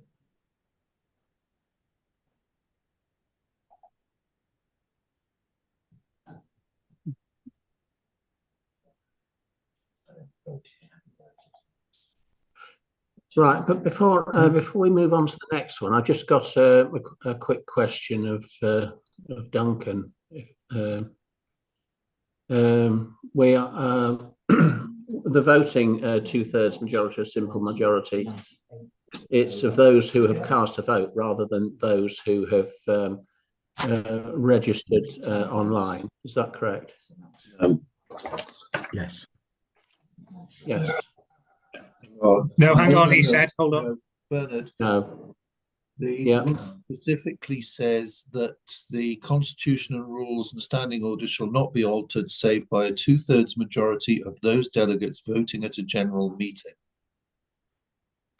Right, this is what I'm thinking. So not everybody has actually voted. No, that's the draft. It's the ones that vote. Yes. That's right. Okay, that's what I thought. Yeah. Yes. So if you've got a poll and if you've got 120 who've registered, but only 100 actually vote in the poll, then it's got to be either a simple majority or a 2/3 majority of that 100. Yes. Yes. Yes. Yes. Thank you. That's good. That's fine. So that's all right. I've just been asked the question by my assistants. So. Okay. Sorry about that. No problem. We've got to check these things. Yeah. So I will invite you to speak on resolution 3 now then, Bernard. Okay, thank you very much. So resolution 3, just bear with me a few seconds. Right, to agree that each club will elect a representative who would be a member of the limited company and also have his details listed in the register of members. The representative would be liable to pay £1 in the event of the company being wound up. National Council propose and therefore support this resolution. Thank you, Bernard. So resolution 3 is proposed and supported by the National Council and hence requires no seconder. I'll now ask the National Secretary if he will move the resolution. I move the resolution, Mr. President. Thank you very much, Bernard. I now invite you to speak on the resolution. Okay, thank you very much. This follows on from previous discussion. We're going to be a company limited by guarantee, and because we are an association of clubs rather than an association of members, we will be setting up so that each club will elect a representative who will be a member of the limited company, because members of the limited company have to be physical people or corporate bodies. They can't be clubs. So each club needs to have a member who will be a member of the company and who will represent the interests of that club. And the £1 in the event of the company being wound up, that is specified within the Articles of Association. And the member who is the representative of that club will agree to have his details listed in the register of members, which will be made available to clubs and the other members, and also the management board and board of directors. In other words, anybody who needs to know who our registered members are, the information will be available for them. Thank you, Bernard. I'll open the resolution for discussion. Do we have any questions? Oh.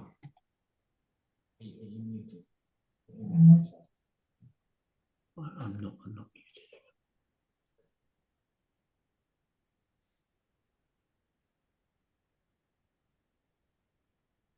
Right, we're just looking in Q&A. So Richard Matthews first. What happens if a club fails to volunteer? There's already that on. Right. Is Richard Matthews' hand up from a previous question, or has he got another question? He has another question. What happens if I'll read it out. What happens if a club fails to volunteer? That my understanding is then they can't be members of the association. Well, let me speak. Yeah, go on. Right, thank you. Sorry about this, but I just want to prove I read all this. The situation is, if they won't provide a volunteer, right, to sit on the board or be a member of the board, is this, as you've just said, it means that they are disaffiliated?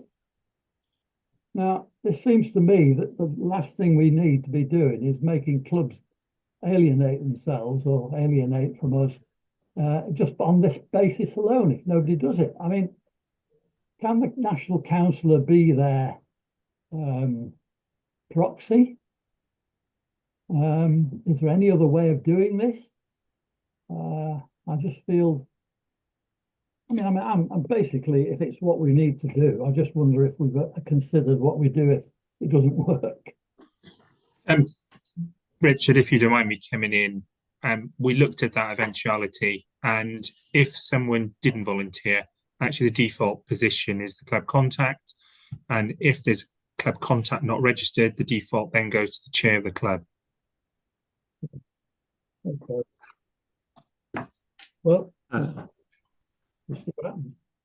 Right, we've had a similar question from Jim Smith. As we know, many clubs don't respond to anything from National. Yeah, tell me about it. What happens to a club if they don't nominate a member's representative? So I think that's been answered, Steve, hasn't it? Yeah. And Gary Brooks has asked, what is the process for changing the name in the register? Is the register managed by the ILG only, or has it to be declared to Companies House by change of shareholder form? Is that for you, Jerry?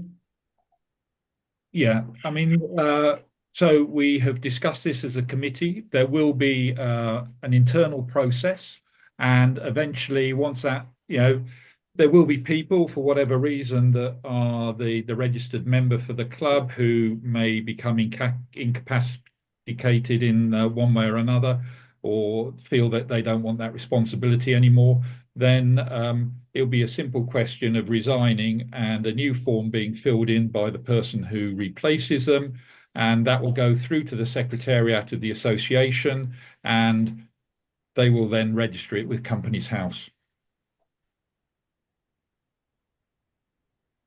Thank you, Jerry. Okay. And a quick question from Harold Bennett. Sometimes it's appropriate for a director's residence details to be withheld from public view. Will this be available if required? I think we are confusing matters. This is not about a director. This is about, in fact, the member who is a shareholder. Yeah. They're different things. Mm-hmm. Yeah. Right. Any more? Okay. Yes, two. Number one, right, okay. If the company is, this is from Andrew Clematis, from Troon 41 Club, if the company is not valid in the Republic of Ireland, then surely we need to adjust the parameters for voting, i.e. how can Ireland vote on the future of Great Britain and Northern Ireland? Similarly, the company would not be valid in the Republic of Ireland, leaving clubs and members still jointly and severally liable. Jerry? Yeah, so clubs become affiliated by virtue of registering a member, as has previously been described, of the company. And it doesn't matter where that member is resident, they are a member of the association. So again, we haven't changed who can be. There is one advantage as well, is that we can affiliate clubs that are based overseas if they so choose. So we know that there are clubs based in Spain that of expats. This allows them to be affiliated to the association. Okay, thank you. Next one from David Fillery. In the event of I think David, right, I'm not sure which club he's in, but I can look that up. In the event of the demise of a member of the company, is there any period of grace to replace them? I'm sure that a reasonable period will be allowed. I don't know precisely, but I think, within a month or so, we would expect that to happen. Mm-hmm. Okay, thank you. Any more, Bernard? Not just one or two questions, general questions. John McElhinney, Bernard, the system vote did not appear to me. That was poll 4. Anyway, Paul Hextall, if it is only the voting members which count, am I right in saying, as there is no option to abstain, instead we have been told not to vote? This makes abstaining pointless as it cannot affect the outcome.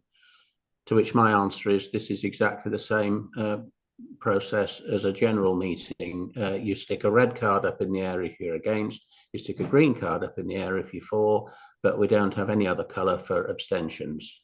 So this is correct. Exactly the same process. Yeah. Okay. Do you need anything else to say on this, Bernard? No, I don't think so, no. Okay, so we'll take a vote on this resolution using poll 5, please. Again, right, okay. A 2/3 majority is required. Right, okay. 5. I'm now going to launch.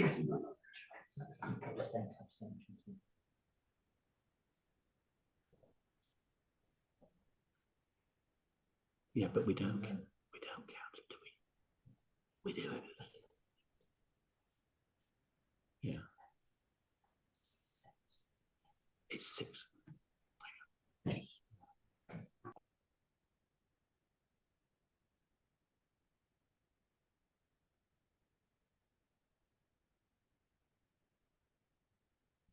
Bernard?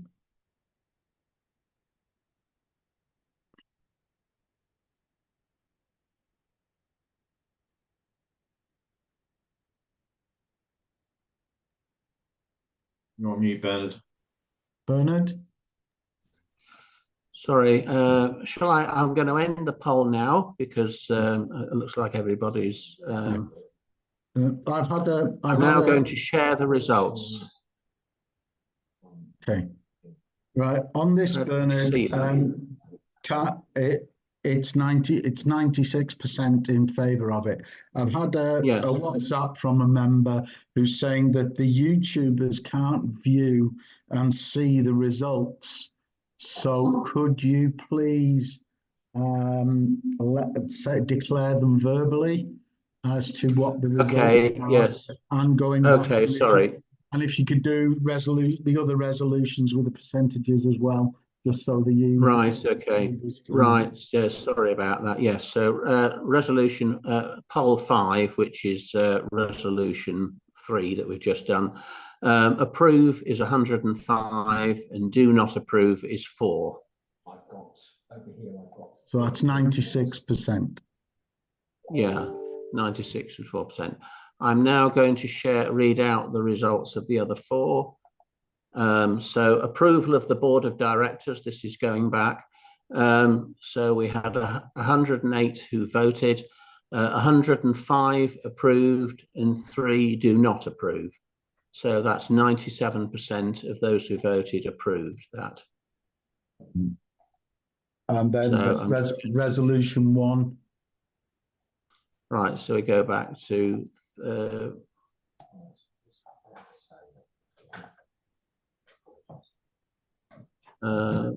polls. I know the percentage. It was 90% was the percentage. Right. 95 out of 105. Yeah. Yes, that's right. 95 out of 105 approved the adoption of the draft Articles of Association, and 10 out of 105 did not approve. Yeah. So going forwards, we'll just remember that we verbally announced the result of the polls. Yeah. Okay, thank you. Thank you. Okay. So now, thank you again for all voting there. So we'll now move on to resolution 4.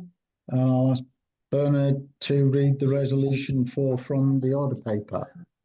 Right. Okay. Thank you. To agree the amendment of our purposes and objects as follows. So the Association of Ex-Roundtablers clubs to become the Association of Ex-Roundtablers clubs.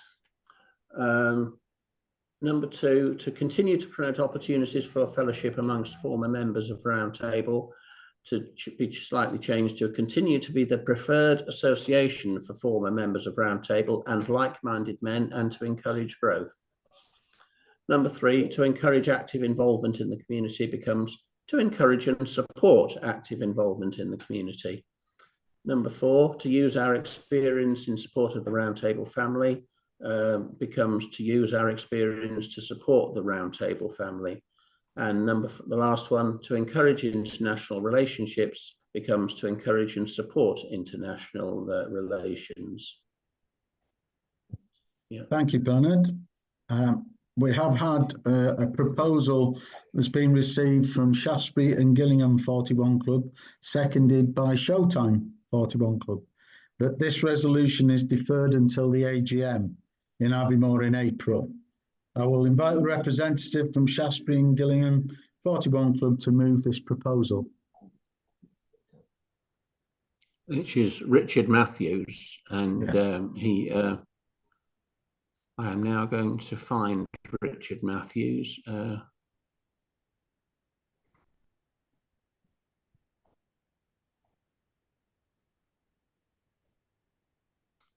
Right, Richard Matthews, I've clicked the allow to talk, so you are the proposer of that proposition that this is deferred. Richard Matthews, are you there? Unmute, Richard.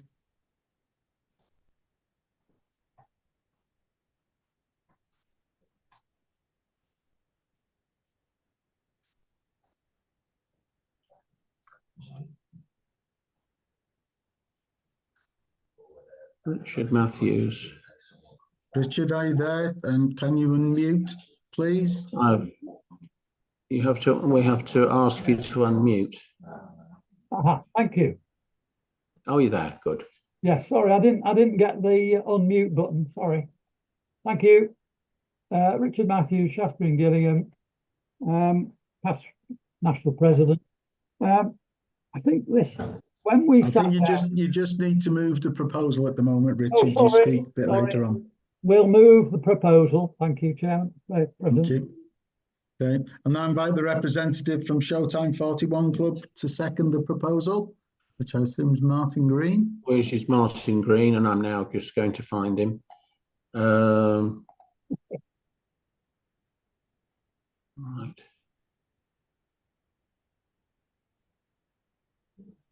Stop to go down. I've clicked allow to talk, so Martin Green. You need to unmute, Martin.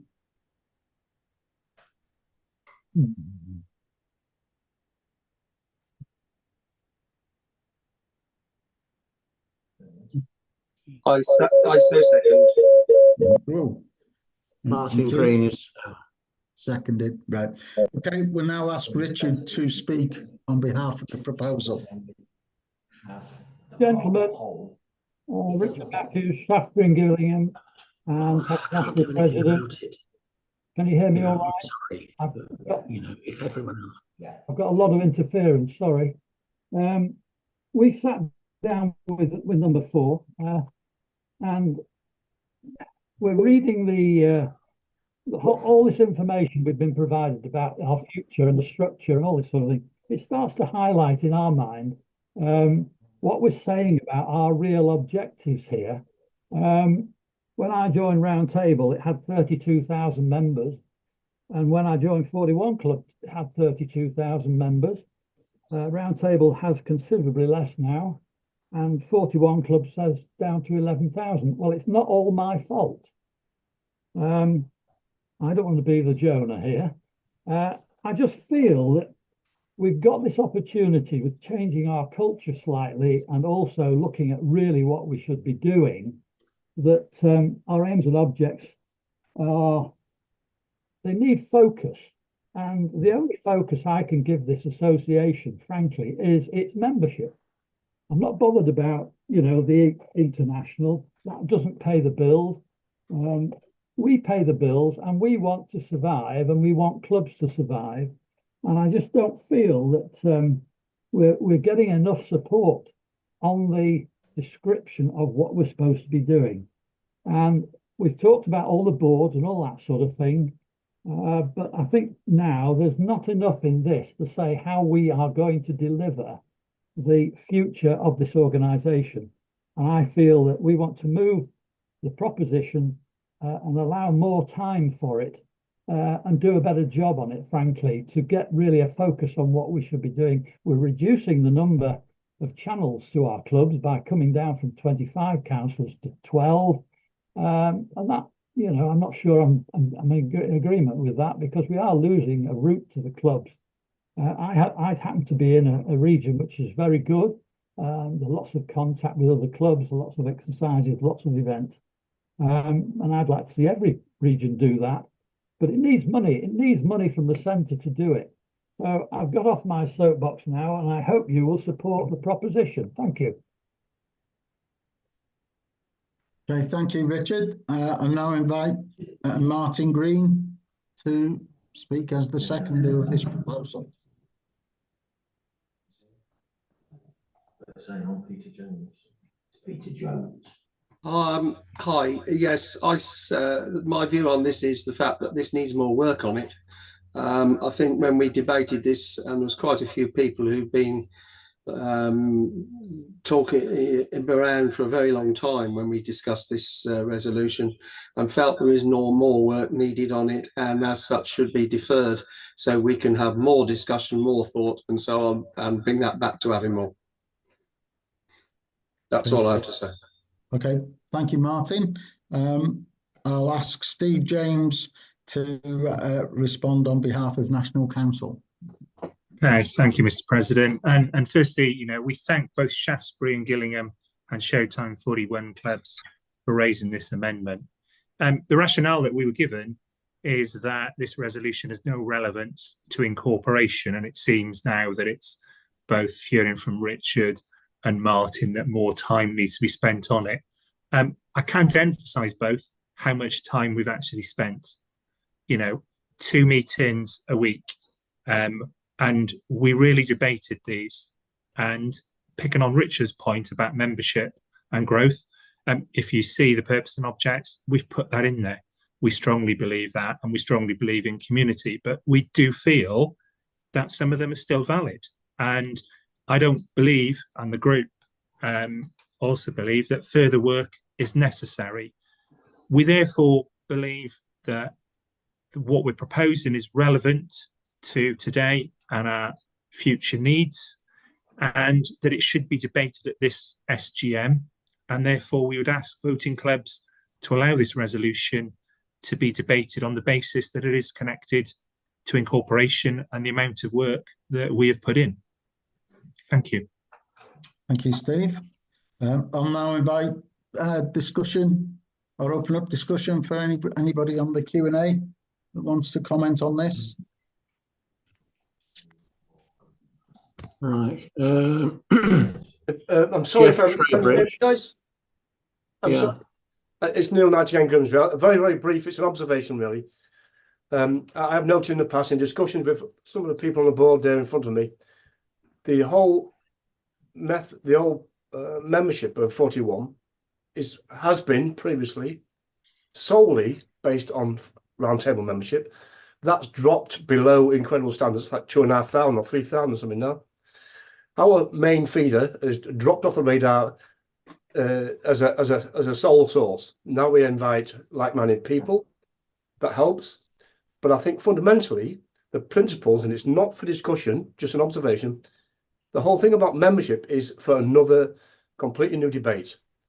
That is something I had felt passionately about, but had my parade rained on at area level and national. It needs to be completely overhauled. This age barrier should come away. This XRT that's been introduced is just another spanner in the works. I don't think it serves the purpose of the principles of Roundtable 41, adopt, adapt, improve. And that just an observation, guys. That's all I wanted to say. It's for another occasion. It doesn't affect this particular EGM. Okay, thank you. Thank you. Right, I've got Jeff Trowbridge and Richard Matthews with hands up. I assume that Jeff's is real and Richard's is just a leftover from speaking previously. Is that correct? Yeah. So I've got Jeff Trowbridge's hand up, Bernard. I don't know if you can see that, but I don't know what you've got coming through in the chat. Right, okay. Jeff Trowbridge, I'm just going to have a look. I do not understand the point of this resolution because the objects are set out in the articles which have already been approved. I'm not sure if that was a question from the last resolution. I'll just ask Jeff Trowbridge to, as he's still got his hand up, just to come on and put his question. Thank you. Yeah. Yes, I may have missed a point, but it seemed to me that this resolution set out some objects which are identical to those that we've already approved in the articles. And of course, it's in the articles that the objects have to be set out. I would just say, Mr. Secretary, Jeff is absolutely spot on. They are in the articles, and this SGM has approved the articles. Yeah. Yeah. So, okay, thank you. So we'll go to I guess we have to go still. James Grieve has his hand up. Okay, sorry. Sorry. So we've got a few people. So James Grieve, could you say where you're from? What your question? James Grieve here. I'm from Welshpool 41 Club.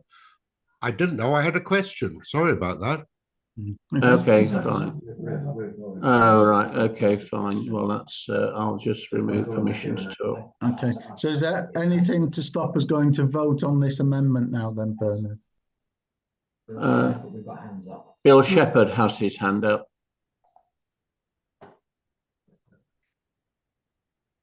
Bill Shepherd. Hello, Bill Shepherd, Morning and Best in 41 Club. Again, I didn't know I had a question. Sorry. Okay. Okay, fair enough. Okay. So shall we just proceed to the vote on this one then? We've got Martin Green with his hand up and Jim Smith. Okay. And also we have got a few questions, so we Okay. can't just move straight to that. Though. Okay, that's fine. Right. Nick Morecambe. Well, Peter James is attending on behalf of Whitchurch 41 Club. So I'm now going to go down to, because he's registered as Nick Morecambe of Whitchurch. So Nick Morecambe, or rather Peter James, if you can put your question. Yeah, hi, all sorry. Nick is unavailable. Unfortunately, his father's died. So he's gone to attend to family matters. So I'm here for Whitchurch 41 Club. I just wanted to make a point that going back on the operating model, look like the board of directors, 71% of them also sit on the management board. So that the two national councillors you've got, their voice basically is pointless. Right, okay, but we've already voted on that one and we've taken that. Yeah, forward. no, it was a question coming up. That's fine. I just wanted to make that point, but thank you for the opportunity. Okay, has anybody got anything else to say on this resolution? Okay, Martin. Clarify, Mr. President. Just clarify, Mr. President. This resolution is to stop. This is not a resolution. This is just. This is a resolution. It's not an amendment. This is just asking us not to allow this resolution to go forward. Yes, this is a vote. What I'll be asking for is a vote to see whether this resolution 4, is it number 4, is deferred to the AGM or not, or we vote upon it now. And then depending on the result of this one, we'll then go and vote on the resolution or not. Okay, so has Martin got anything still to say, or is Martin Green, did he want to say anything? Because we want to go to the vote now on whether we defer. I have more to say in the fact that, as you have already stated a few minutes ago, we've already approved these articles of the association. So as such, this is a null and void resolution, and as such, we should vote for our resolution to get rid of the original one. Wynne looking very puzzled at that one. Yeah, that's Martin. Let me just clarify. He's probably looking confused because your wording is about deferring it until adding more AGM, okay. Well, we not could removing. So if you want it to be, that's why. I mean, at the end of the day, I suppose it isn't deferring; it should be removing. Right, but your resolution says deferring. Yes, I'm a simple soul, Martin, as you know, so I was a little confused. Yes, thank you. I could see it in your face, mate. It's not an amendment. So does that mean you're withdrawing this then, your amendment then, Martin? I need my colleague, Mr. Matthews, to say what he says.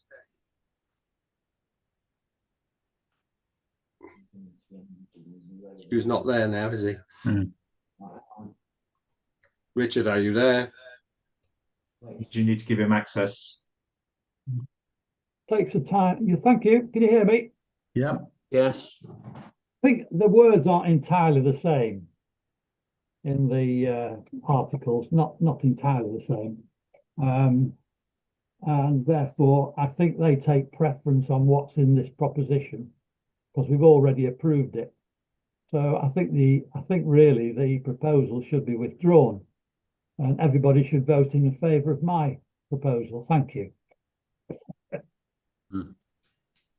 Okay. So shall we go to the poll? Amendment of purposes to I've put here deferment, but yes.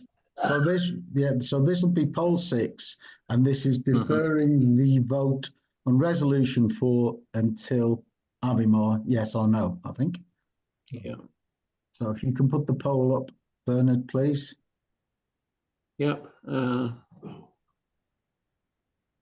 Hang on. A poll result is being shared in this meeting, so I need to unshare it. It's sorry number about 6, you want? Yes, I know. It's not allowing me to launch it.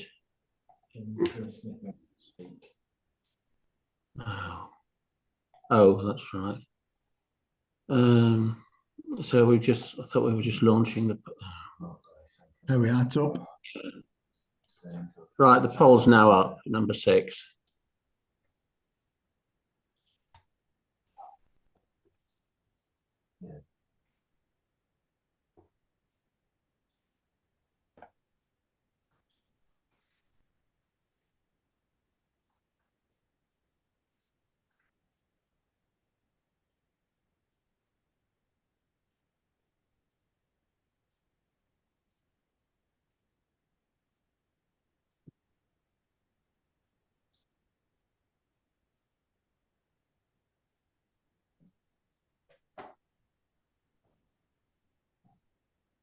Okay, are we done?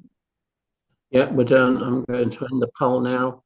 I'm now going to share the results, and for those who are looking at it on the webinar on the YouTube, 24 out of 104 voted to agree to defer to the AGM in Aviemore, and 80 out of 104 do not agree to defer this resolution to Aviemore.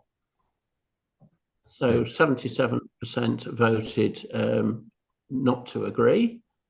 So I'm now going to stop sharing. Yeah, so we will now discuss the resolution. Yeah.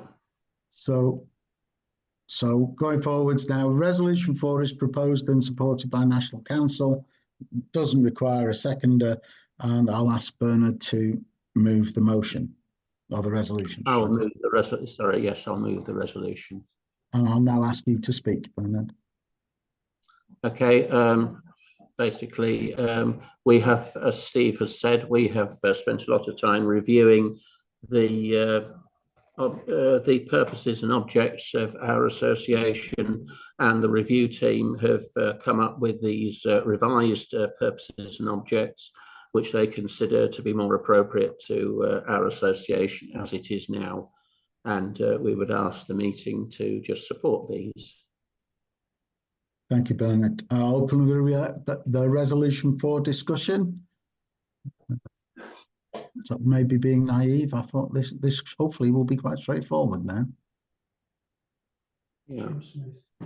Are there any questions coming through on this? Yeah, Jim Smith. Allow him to talk. Right.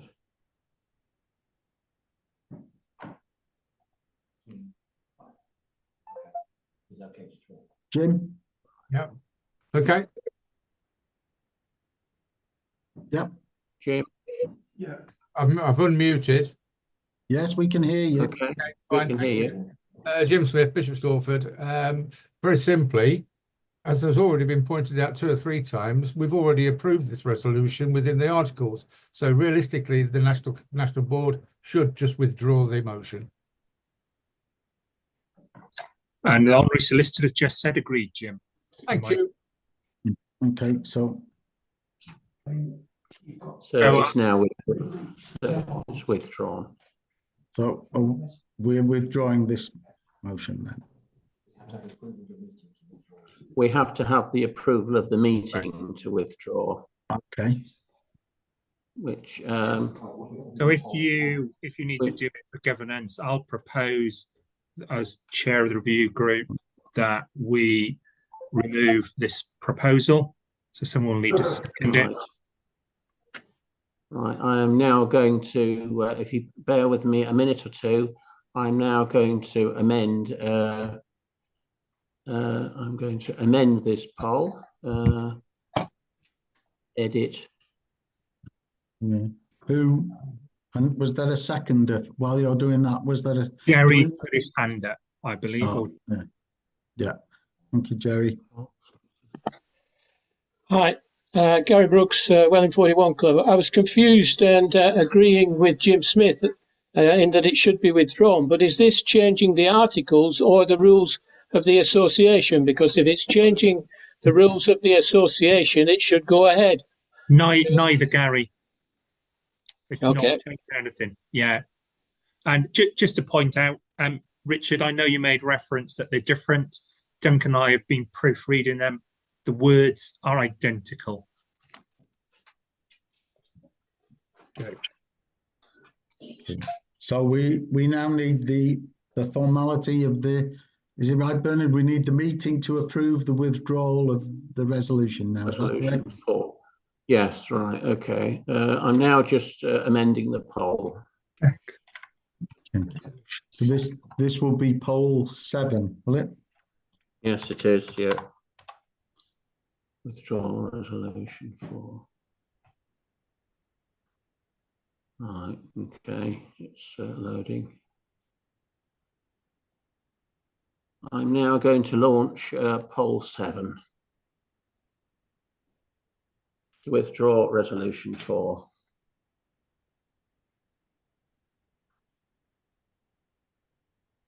And I just need to pay a quick call of comfort break while you're doing that.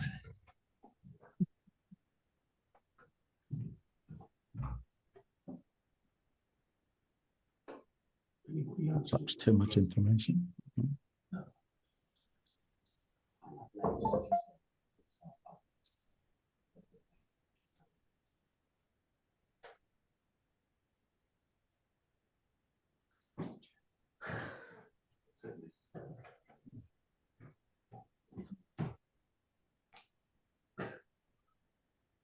Wait. 98.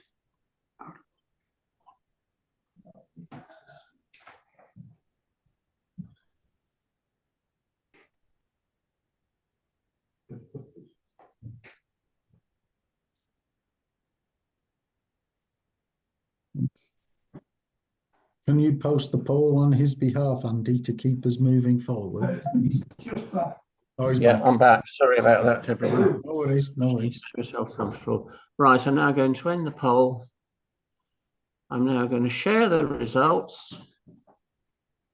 And 98 out of 102 approve that we withdraw resolution 4, and 4 out of 102 do not approve. So I'm now going to stop sharing.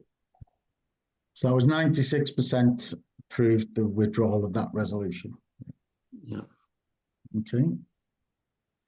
Thank you very much, everyone. Right, so are we ready to move on to resolution 5? We are, yes. To adopt a value statement which would underpin what we do and how we do it. And the proposed values are fellowship, building lasting friendships through social interaction and mutual support. Integrity, promoting honesty, trustworthiness, and ethical behaviour in all interactions. Respect, valuing diverse perspectives and treating all members with regard. Lifelong learning, encouraging continuous personal growth and the exchange of ideas. Collaboration, working together to achieve common goals, both locally, nationally, and internationally. Service, committing to providing value through programs, events, and resources that support the needs and goals of the members. Membership, encourage membership retention and recruitment. And National Council propose and therefore support this resolution. Can I ask a quick question here before we go into another debate? Is this already covered in the articles? Yes. Yes. It is, yes. Gentlemen on the committee? Is it, again, just to save us a bit of time, if it's already in the articles, then we should consider withdrawing this one as well, unless I'm mistaken. We're checking. We didn't think it was in the articles. I'm just asking the question, Steve. So no, Duncan's double checking now for me.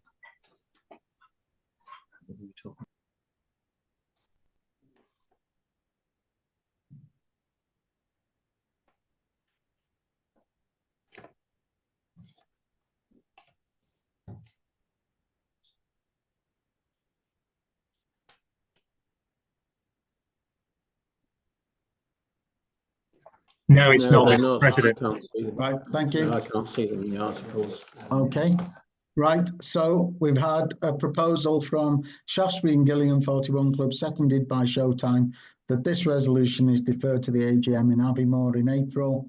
And I'll invite the representative of Shaftesbury and Gillingham to move this proposal. So that's Richard Matthews again.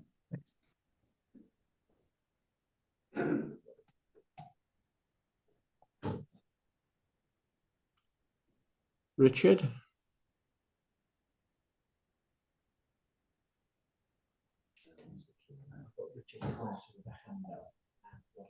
Yeah, yeah. Do you want me to ask them to pose questions? Yeah, yeah. Roger Spencer already has. Yeah.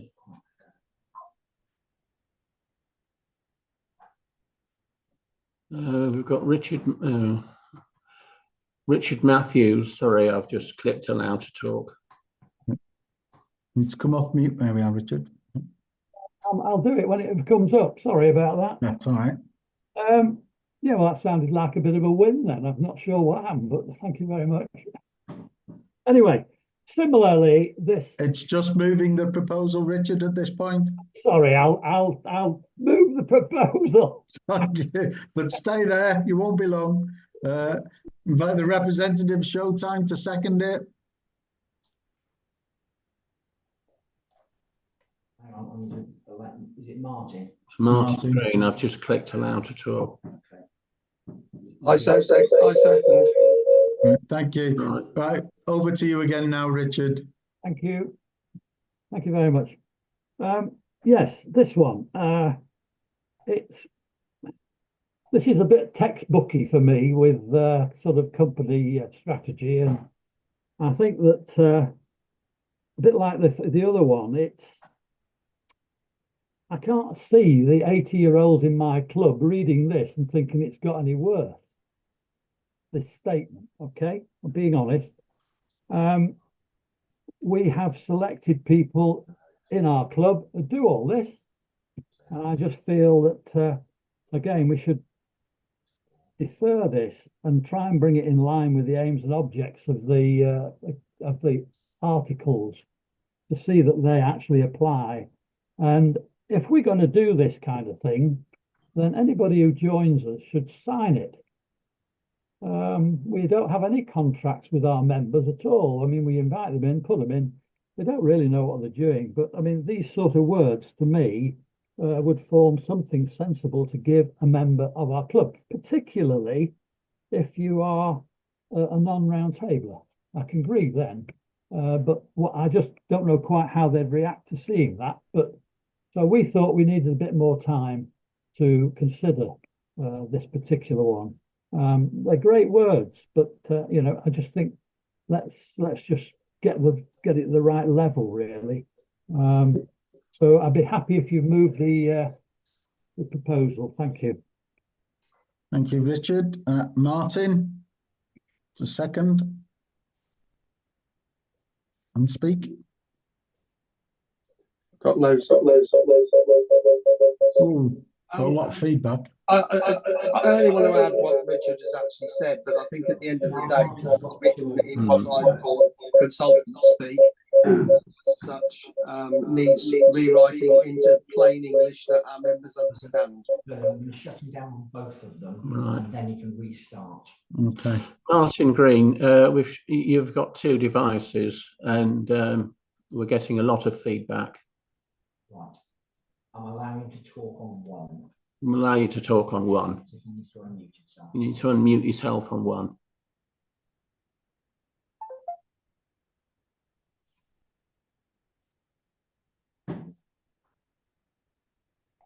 Can you hear me now? Not really. I'll try it again. Try again. No. Yeah, hang on. I can't. Right, okay. Can you hear me now? Want to try again? Yes. Right, that's better.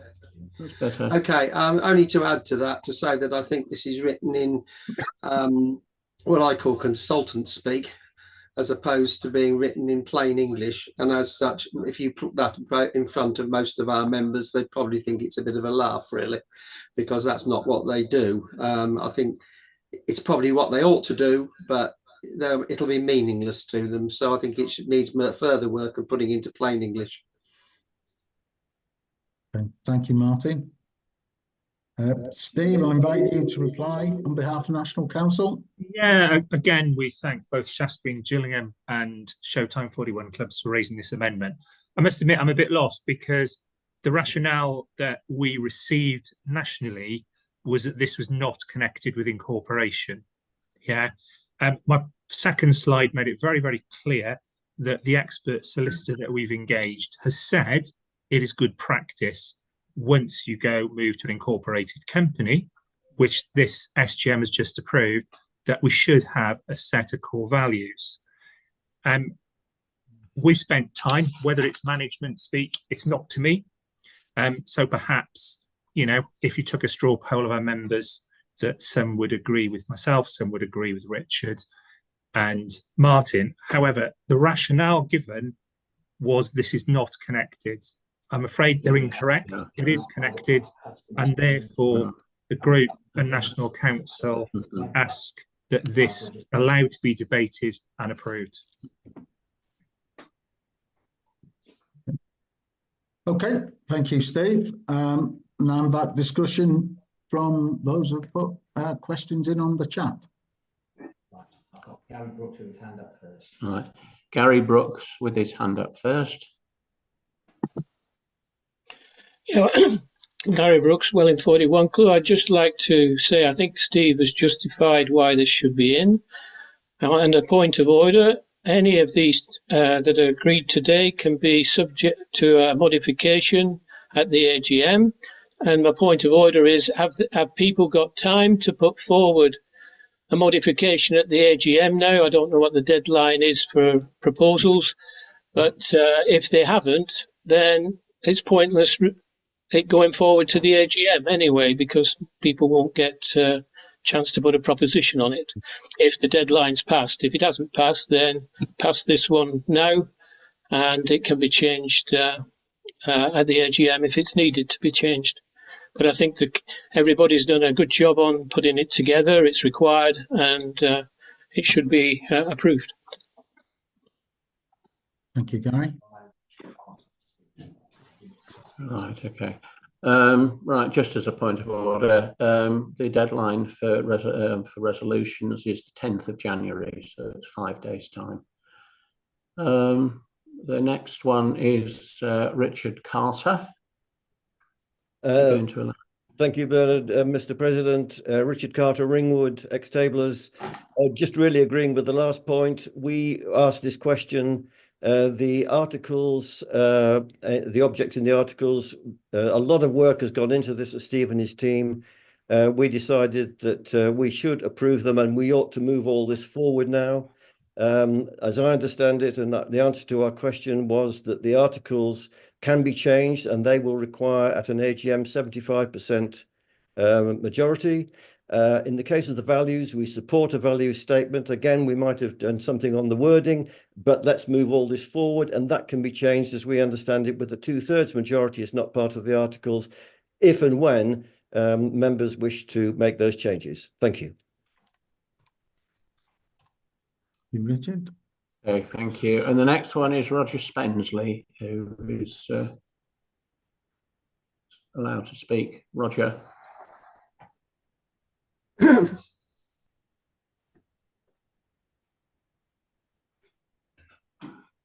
Roger Spensley. Oh, I've clicked allow to talk. So yeah, you should be on, Roger. Roger. Hope you can hear me now. I think Steve's answered my question, but he used long words that I couldn't understand. I don't think it's appropriate that we put this value statement in the Articles of Association. I don't think it belongs there. But I think that's what Steve said, isn't it? Correct, Roger. Yeah, that's why they're not. I also wonder if the last resolution that you kicked out, because it was already in the Articles of Association, I'd originally read that as a duplication for the forthcoming rules.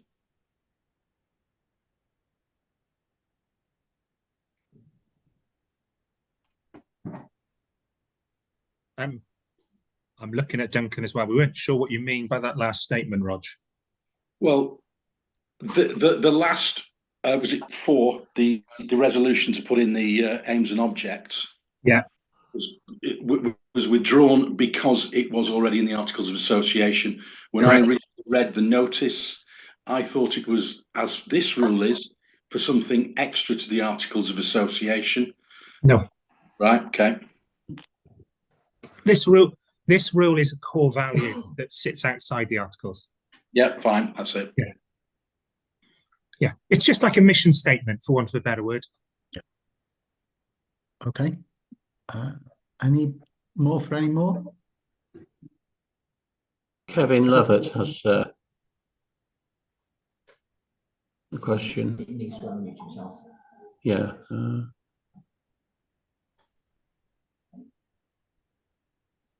Go, Kevin. Yeah. Just basically, I can't see anything in the rules that allows a deferment of any proposition. David Leach put it up in the questions and answers earlier. This isn't an amendment. No, it's not. And therefore, why have we accepted it? Because it's not an amendment to the proposal.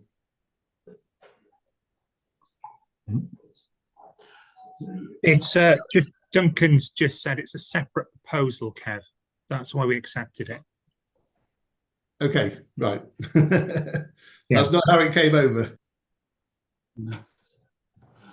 Okay, shall we go to the vote then? Yep. So this is poll number 8, and this is to decide whether this resolution is deferred to the AGM in April or whether it's brought to this meeting for further discussion. So if you can post the poll now, Bernard, please. Mm-hmm.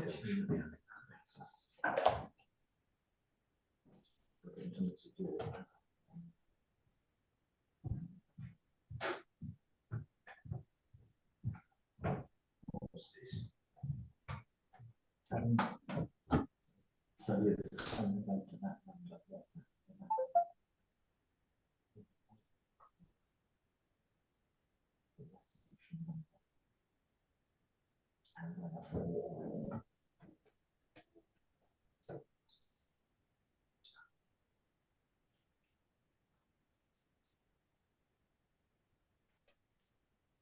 Just wait a minute before we end the poll.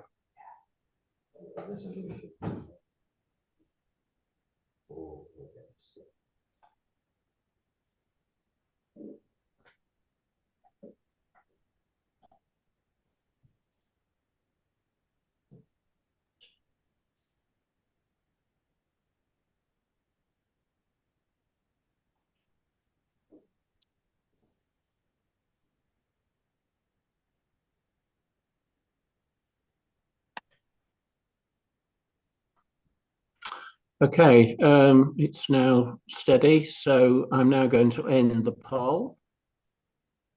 And I'm now going to share the results.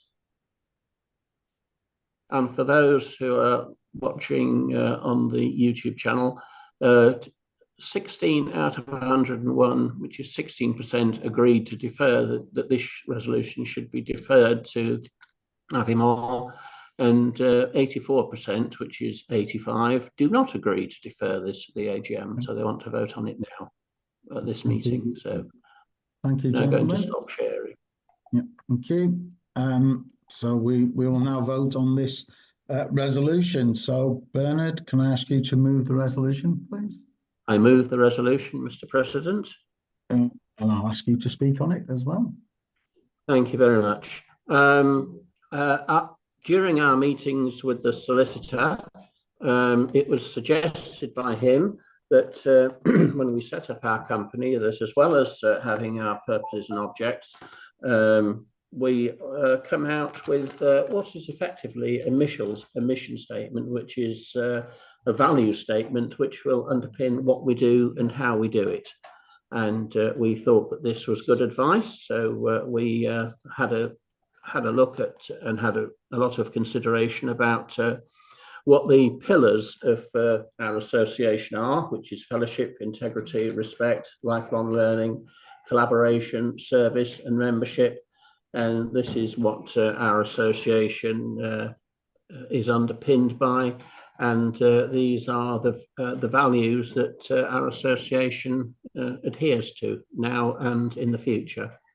So we thought that this would be a good idea, and it would also attract younger members because they are used to these kind of mission statements, and it's in language which the younger generation, the still at work generation, will actually understand. So we thought this was a good idea going forward. So hence the reason why it's on the agenda this afternoon.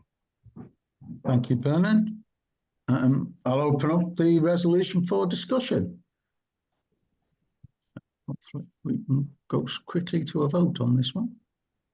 Yeah, there's no open questions. So again, do you want to reply to yourself, Bernard? Are you happy to go to a vote? Oh, we've got Andrew Bellamy. So I'm now going to allow Andrew Bellamy to talk. Okay.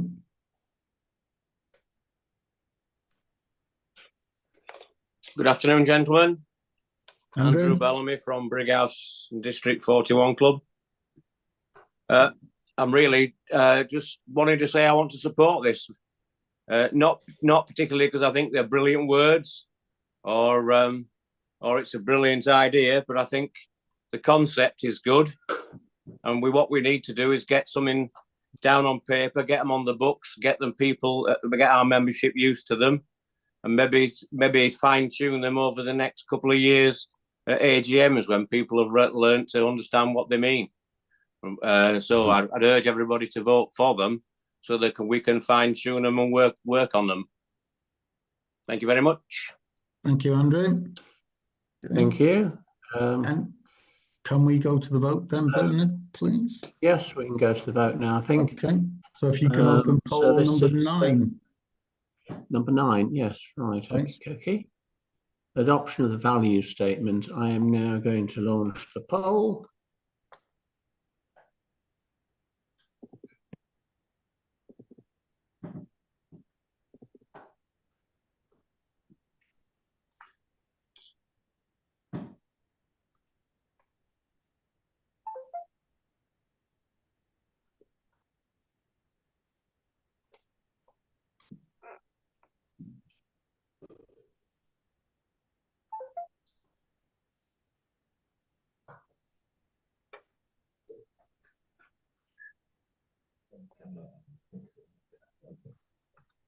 Right, we're now up to 103 people who've voted, so I think it's stopped moving. So I'm going to end the poll now, and I'm going to share the results.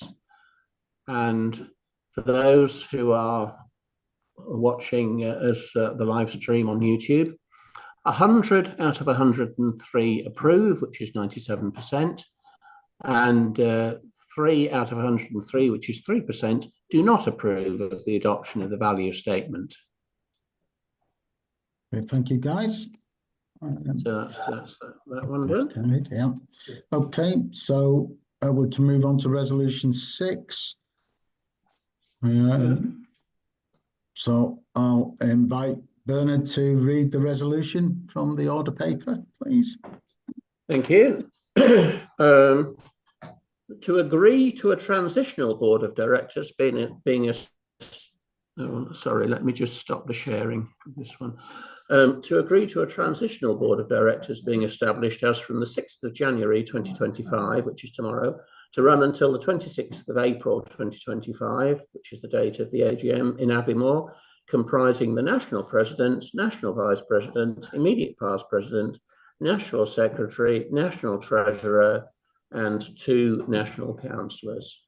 National Council propose and therefore support this resolution. Thank you, Bernard. Resolution 6 is proposed and supported by the National Councillor, so again doesn't require a seconder. I will now ask Bernard if he will move the resolution. I'll move the resolution, Mr. President. And now invite you to speak. Thank you very much. And now that it's been approved that that we can set up the company, there's a lot of work that needs to be done in order for the company to become effective as from the day after the AGM in Aviemore, when the first meeting of the board of directors will take place. And we need to do things like changing bank accounts. We need to set up the company in accordance with company legislation at Companies House, and we need to review our contracts. And there's a multitude of other things which we probably haven't thought of, but will need to be looked at. So we've still got business as usual. So this transition board will be the ones who will make it happen so that it's ready to roll on the day after the AGM in Aviemore. So that's what this resolution is all about.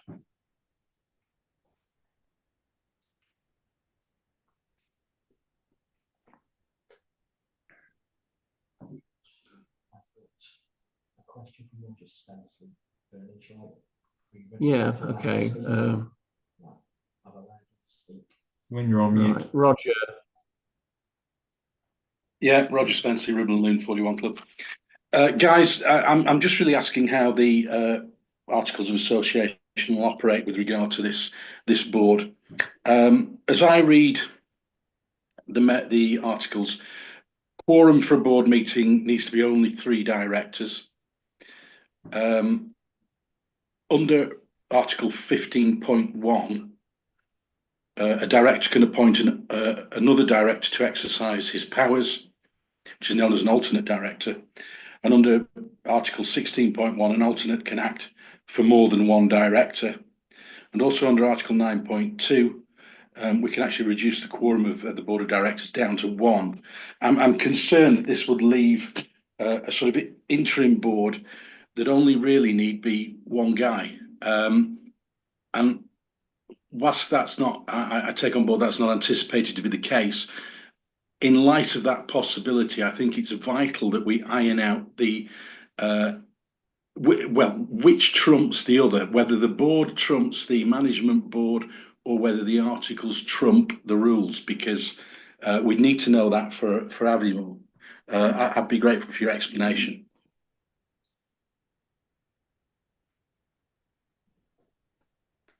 Who's taking that one? Well, it's a legal question. It's a legal question that can only be answered by the commercial lawyer, not Duncan. Yeah, right. But Duncan has a view, which he'll share now, Rog. Go the running of the company is determined by the Articles of Association. Yeah. The rules are in place as to how we interact with the clubs. They're different things, because there's the running of the formal legal status of the company and then running effectively the association for the company. Do you see what I'm saying? Yeah, I do get that, but it goes back to really Article 19, which is where the board governs membership and can kick a club out, or can under 19.3, I think it is, can set up a second-class club. So we need to nail that, really. I mean, to be honest, Rog, 19 deals with the membership, which is the individuals, not the clubs. Right. The clubs are dealt with under our rules, and how they are formed and how they're dealt with. The articles purely deal with the members, effectively, who are guaranteeing the company, the ones that are up for £1 should the whole thing go pear-shaped. So it's not about the articles are not about creating or disaffiliating any clubs. It's purely about the individual members of the company limited by guarantee. Yeah, but surely once you've got the company set up and a board of directors running it, that company is inextricably linked to the collection of clubs which we now call this organisation. And surely one must ultimately trump the other. Well, as I say, the articles are there to run the limited company. As such, the rules dictate how the limited company will relate to the clubs. Yeah, but I'm not sure that answers the question though. Okay. Because if you look at, I mean, I don't wish to criticise what you said, but if you look at Article 19, the company shall admit to membership an organisation which, so that must be talking about the clubs, surely. No, because if a club puts a member to the limited company, that member is an individual, real person, not an organisation, surely. This is the point that David Leach mentioned, that about it being an organisation. From what I understand, the advice that has come from the commercial lawyer that the association instructed is that the clubs cannot be a member because they're an unincorporated associate. They're just an unincorporated association, so that they therefore cannot be a member. And that is why it has to be an individual from each club who becomes a member. There can, however, be an incorporated organization that could, at some stage, should it that ever happen, be a member of this particular limited company. Yeah, so Article 19.1 requires amendment.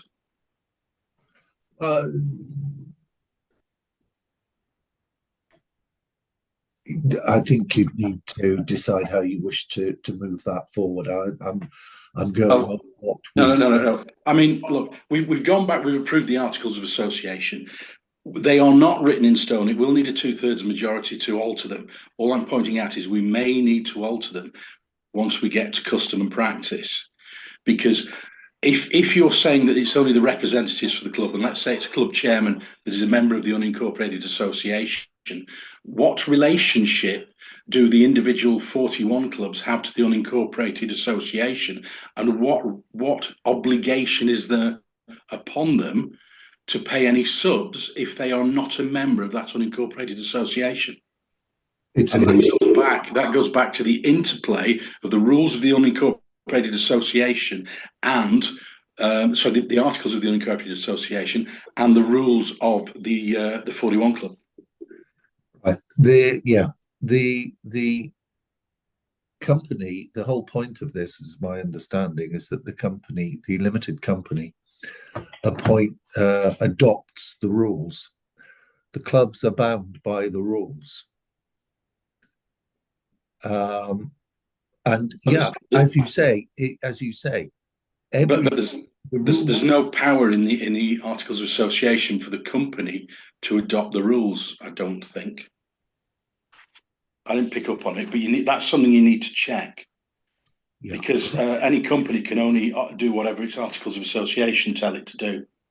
That's right, and I mean, I don't disagree with you that as we move forward in relation to the operation of this, which is, to be fair, new to most of us, there are going to be situations that may need to be looked at and adjusted either within the articles or within the rules themselves. Different voting structure for either, but you're right. As you move forward, things may need to be readdressed as they have done over the years in relation to the rules. And that's really what I'm saying to you. You need to nail that before the AGM, because at the AGM, I assume we're going to ask to vote through a series of rules for the organisation.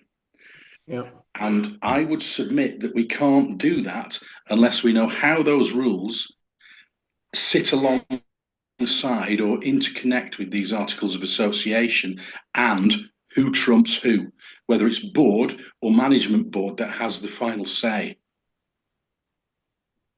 Because otherwise we cannot properly agree some rules for an organisation when we don't know what those rules mean.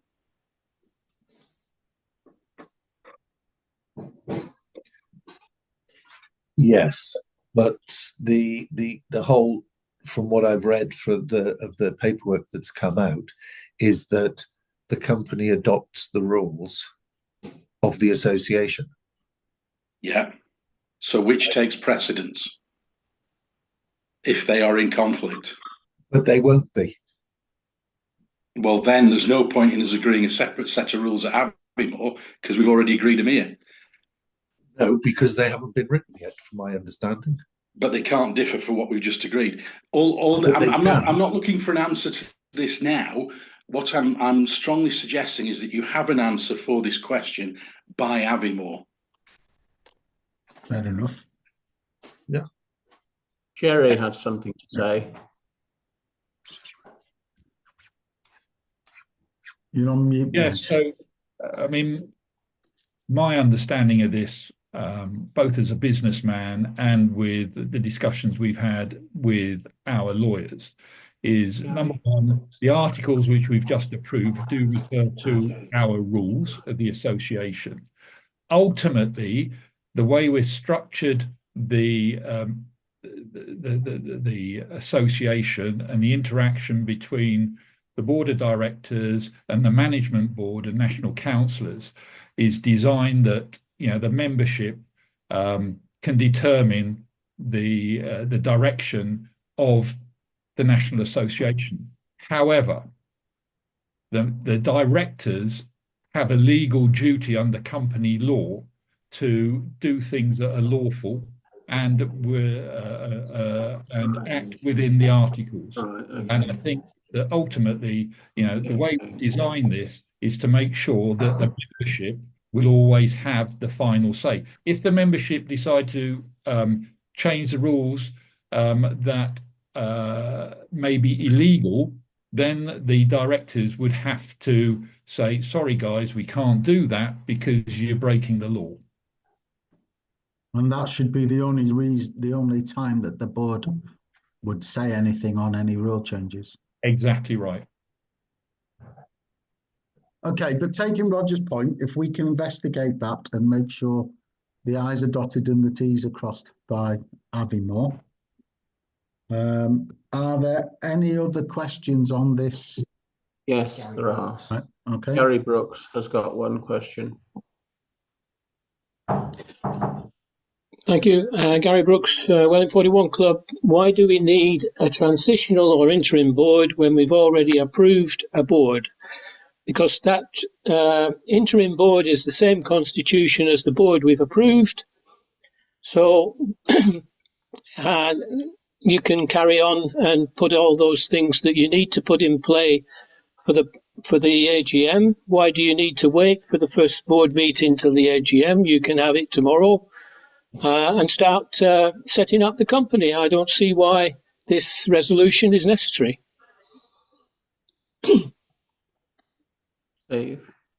Steve? Yeah, I will do. Gary, thanks for that. It's very simple. As we voted today to go incorporated, Bernard has to fulfil the various forms of Companies House. To do that, we have to have a declared set of board of directors, and obviously for us to enact and move transition ready for April, we need to appoint a transition board, and that's all we're asking. But you already have it. We've approved you. That was resolution earlier on. That's a permanent board, resolution though. 2. Yeah, that's a board we've approved, not a permanent board. We've approved a board. Why do you need a transitional board? It's the same people.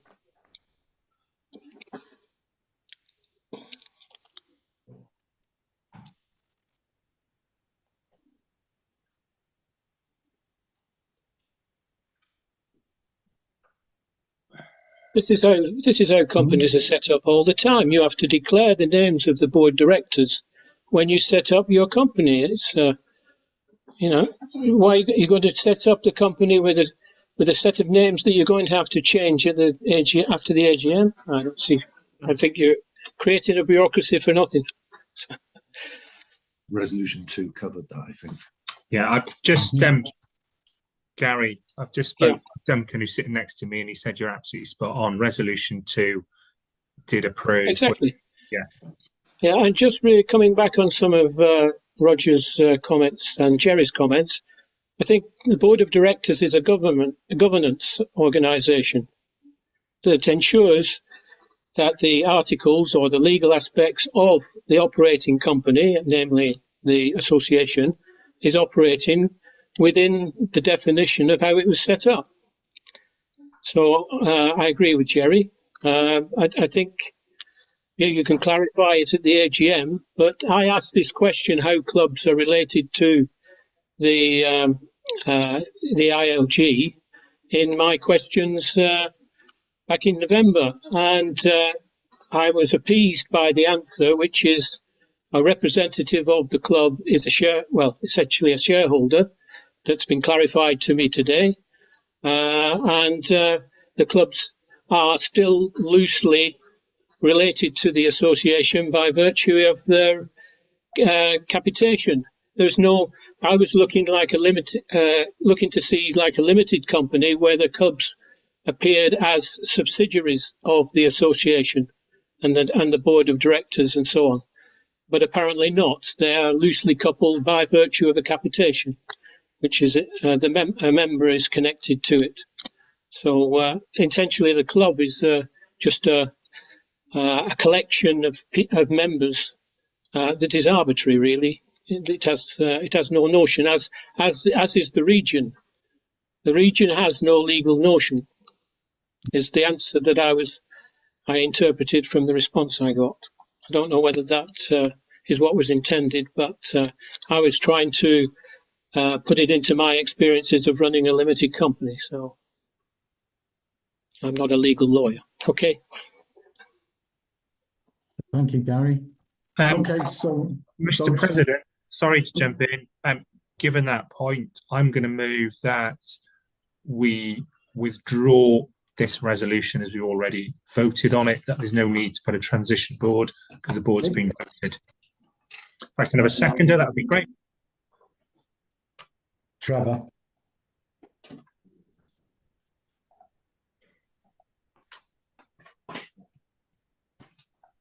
Okay, so I'm now going to change the poll just to approve or to withdraw it. So if you just give me 1 minute, go back. It's 10. And I need to edit it.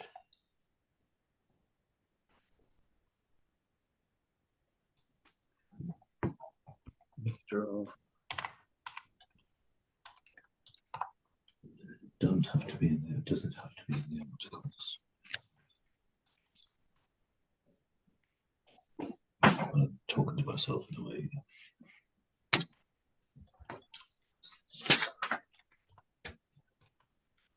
Withdraw resolution. Hang on, it's 7, isn't it? No, it's 6. That was resolution 6. Yes. Yeah. It was Okay. poll 10. Yes, that's right. Save.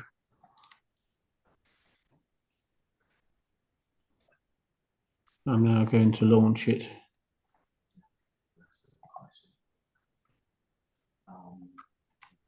Right, withdraw transitional board of directors.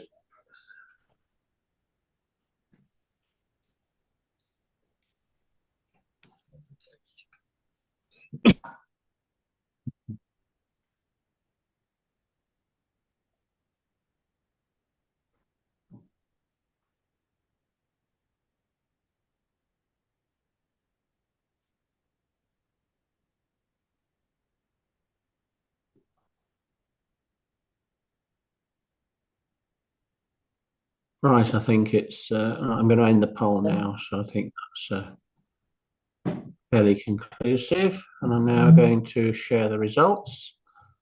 And for those online, right, 98% have approved that we withdraw that resolution and 2% don't approve. So that resolution is carried.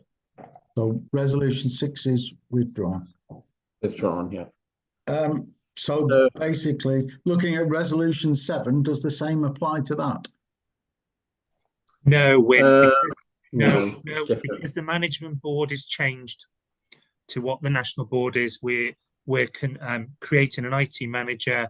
We're doing away with the NCLO, and we're creating a community. So this resolution has to be debated. Okay, that's all I was checking, that wasn't in the articles as well. That was all. No, it's not. So resolution 7. Okay, Bernard, off you go. Yep. To agree to the establishment of a management board that reports into the legal board of directors, and a diagram was included for illustrative purposes within the order paper. National Council propose and therefore support this resolution. Thank you, Bernard. Again, this is coming from National Council, so it doesn't need a seconder. So I'll ask Bernard to move the resolution. I move the resolution. And now if you will speak on the resolution, Bernard, please. Thank you very much. We have considered what is an appropriate structure for the association moving forward.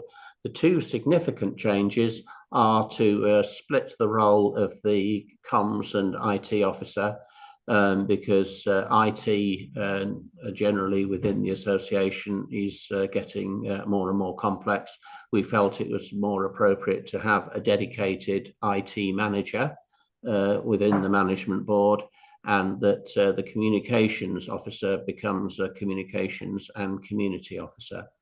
And we have also abolished the role of National Councillors Liaison Officer, and the liaison between the National Councillors and the Management Board will be the role of the immediate past president. So we've created a new post and basically abolished another post. So that is the thinking behind what is being proposed. Thank you, Bernard. And now open the resolution for discussion.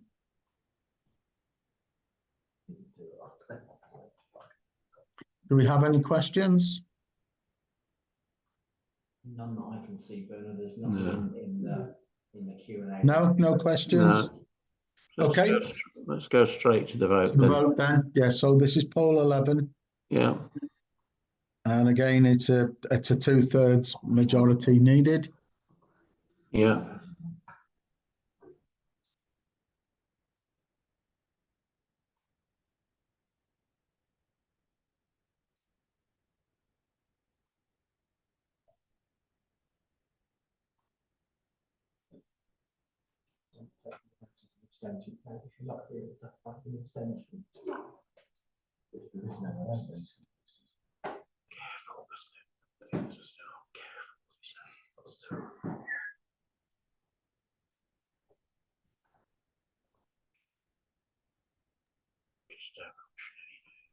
Okay, are we there, Bernard?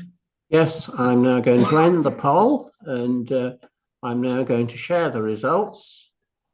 And the results are 97% approve the establishment of management board, and which is 92 out of 95, and 3 out of 95, which is 3%, do not approve. So that one's carried as well. Thank you, gentlemen. Yeah. Okay, resolution 8. Bernard, I'll call upon you to read it. Yeah, I'll just stop. Hang on, I'll just stop sharing now. Right, okay. Resolution 8 is to agree the proposed job descriptions for each board member, which have been previously circulated as a link to all members within the notification of this meeting, and which are also available on the 41 Club website to refer to. And National Council propose and therefore support this resolution. Thank you, Bernard. Again, this resolution is coming from National Council, so it doesn't need a seconder. And I'll ask Bernard if he'll move the motion of the resolution. I'll move the resolution. And invite you to speak. Okay, thank you very much. As part of the review 41 Club review exercise, we took the opportunity to review everybody's job description, because, as we previously mentioned, some of the roles have changed, 1 or 2 have been created, and it was also a good opportunity to look at what everybody does and what what we should be doing and what's expected of us. So so every member of the management board, National Council, and the honorary officers, which is solicitor, young ambassador program convener, webmaster, and archivist. There are role descriptions for each one, so that people know what they're letting themselves in for when they stand for the jobs. And these are the standards by which those officers will be judged by. So we thought that this was something that was much needed, and a lot of work has gone into this. And the current post holders have all been consulted, and these are what we've agreed. So we're asking the membership to approve these job descriptions en bloc. Thank you, Bernard. I'll open the resolution for discussion. Do we have any questions? Gary Brooks, who are just authorised to speak. Right, okay, Gary Brooks. I think this, Welling 41 Club, I think this sort of coincides with some of the comments earlier that the national president might end up reporting to himself several times. And normally there would be a chairman of the board who would be independent to the operating side of the business. So I would see the chairman of the board, the CEO would be the management board, and the COO would be the national president of the association. So I don't know whether there's anything in these terms that would insist that we don't have one person reporting to himself in 3 different positions.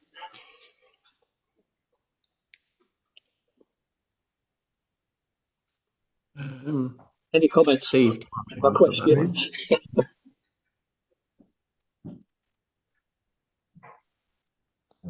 Yeah, I think, Gary, the honest answer is we may just have to second and see, because this is very new for us with a new board of directors, and just review it and provide feedback. You know, what I'd be hoping is the transition board will iron out some issues, and there's nothing stopping at subsequent AGMs coming back, because I think we're on a journey, if I'm honest, and things will evolve over time. You know, there is a debate that we could have, I should add, that you could go to an independent members. I sit on a board now with independent members. That is something that's been suggested to us. So again, that could evolve to make sure that I think if you look at the post office, that's not worked in practice. I know. Okay, and the next question, I'll just note the question. It's from Andrew Clematis of Troon. What are the measures for implementation and success? I think it's a fair question, but I don't think we've got the answer here, have we, Steve? I think this is going to be very much a work in progress, but something that we need to consider. Just to answer, I think really the strategy sets that out. And if you look at Liverpool, we presented our successes and what we've delivered. So my own view is the board would be accountable for those pillars, and they would report at the AGM on progress. And just as we did in Liverpool, the areas where perhaps we fell behind and the reasons why. Okay, thank you. There's no open questions at the moment, so okay, we'll go to the vote then. Go to the vote then. Right, let me just launch the poll. So we'll stop now. Hang on, let's go back, and this is number 12. The job descriptions. Launch this.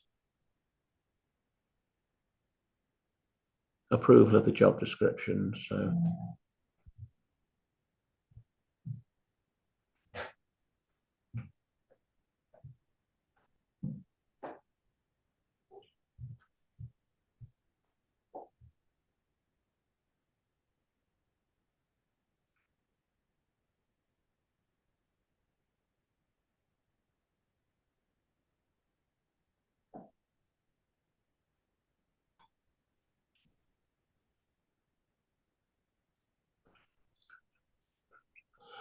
So we've now, I'm going to finish it now. So I think it's the lines have stopped moving. So I'm going to end the poll and I'm going to share the results. So approve, that's 92 out of 93, which is 99%. And do not approve is 1 out of 93, which is 1%. Thank you, gentlemen. That resolution's carried. All right. So now we, so anyway, Mr. President, the next one is resolution 9, which is canvassing.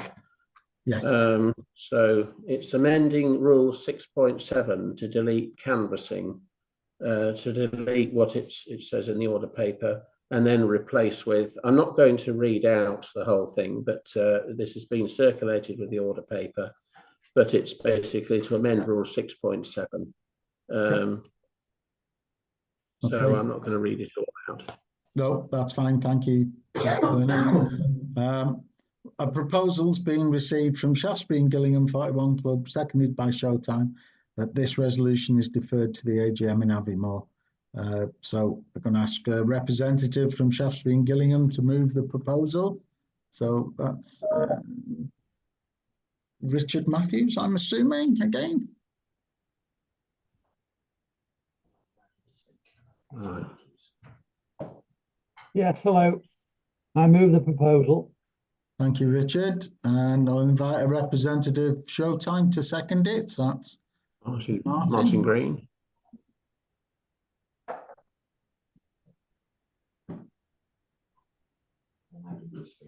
Okay.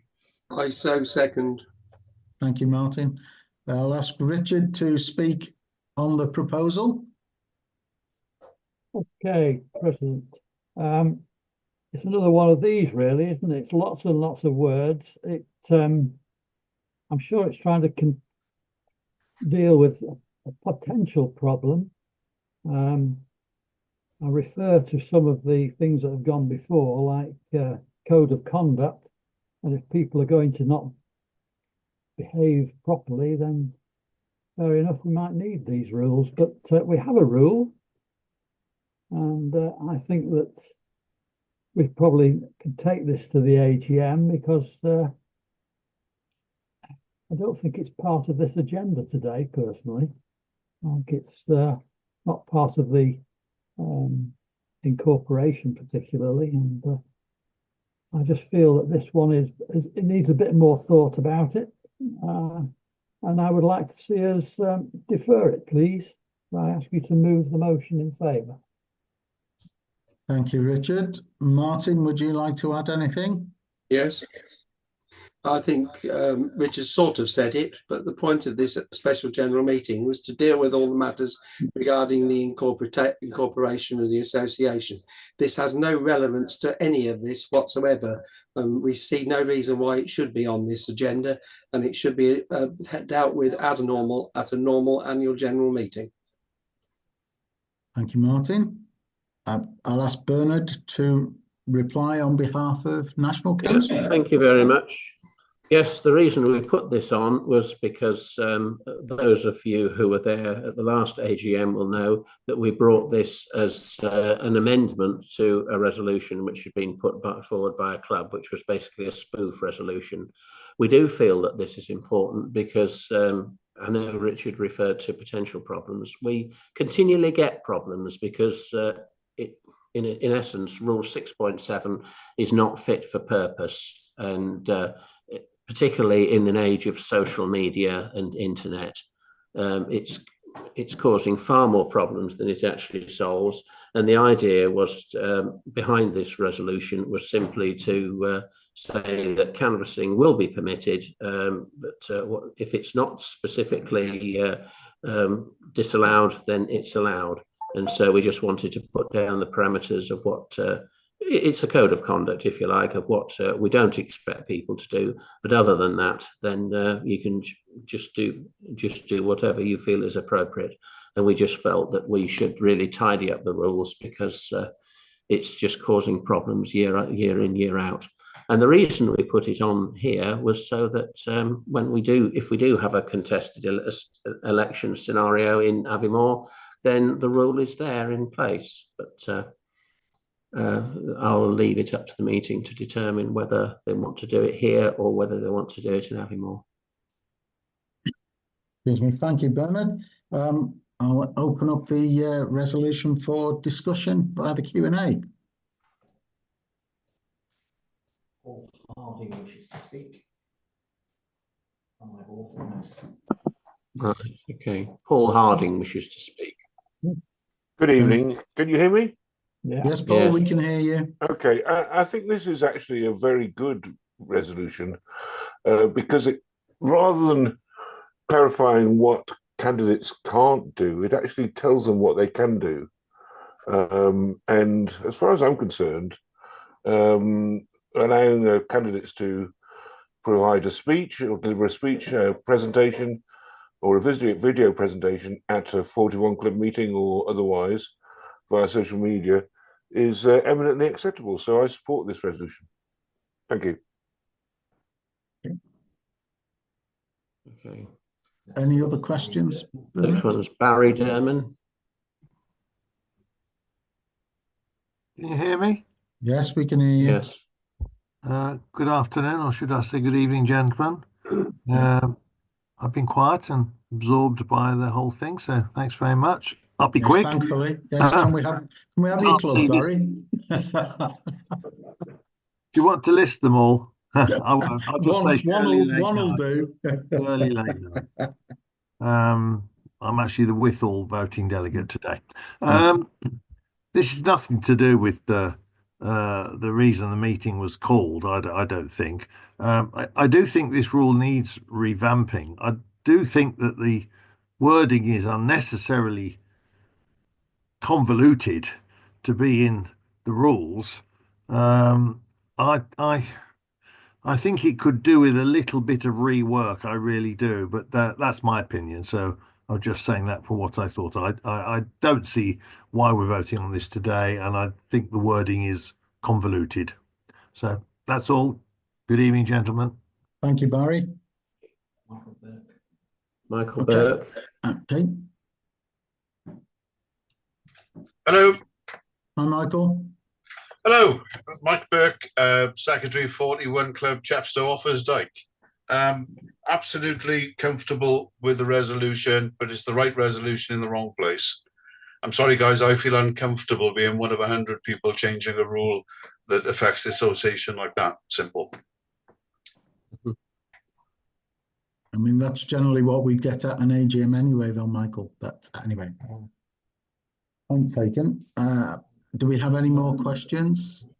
John McElhinney. You're on. You need to. You're on mute, John. Hi, can you hear me? Yeah, we can now. Yes. Hi, gentlemen. Good meeting, thank you. I attended the AGM in Liverpool.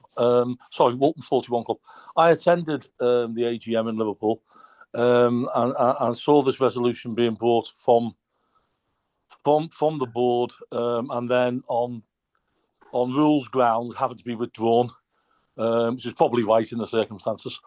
And I do fully support it. However, I do feel it needs to go to the AGM. It just doesn't, we're not that far from the AGM now. The rule coming into effect, presumably from tomorrow, would affect anyone trying to do anything between now and the AGM. And the AGM's not that far off if they're wishing to stand and promote themselves. I just feel it's better. It's in a case of good order, it should go to the AGM. All I wanted to say, gentlemen, good meeting again. Thank you. Yeah. I think this, again, correct me if I'm wrong, gentlemen, this rule would only come into effect after the AGM. Is that right? Yes, it would, yeah. No, Duncan's advised not. That's what he's just said. Okay, because I'm just looking, well, I suppose it depends on resolution 10 if that gets. Yeah. Right, so shall we launch the resolution? Yes, so can we launch poll 13, please, to see if this is deferred or not? Gary Brooks again on Welling 41 Club. My take on this is that the only people that can comment on this are the ones who've got voting rights. at the AGM, if I'm not mistaken. Anyone from the audience can discuss this. And I feel that I have some sympathy with deferring this to the AGM so that everybody can have their say on it. Okay. There's lots of hands, Bernard, I'm seeing. So, right, Kevin Lovett wants to speak. Yes, a special AGM is for those matters that should be brought forward to a meeting that cannot be deferred, if you like, because there is such utter importance, they can't be deferred to a normal annual general meeting. That's basically what happens. And I feel with a lot of other people that this should go to the standard AGM. thank you, Kevin. Duncan will respond to that one, Mr. President. Okay. Sorry, Mr. President. Whilst the point that Kevin's make is that it might be an underlying principle of what is dealt with by the association, the rules specifically allow anything to be brought to a special general meeting that is in the order paper. And it is only those matters that are in the order paper that can be discussed at a special general meeting. Thank you. Thank you, Duncan. Is it Martin next, Bernard? Martin's next, yeah.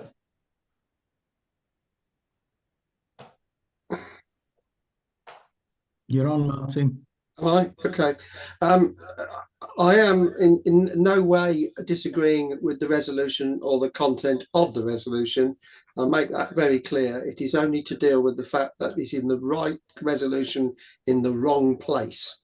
This should be deferred to the AGM, not discussed here. I think it's perfectly sound what's been written, but not here, because this was called to deal with incorporation.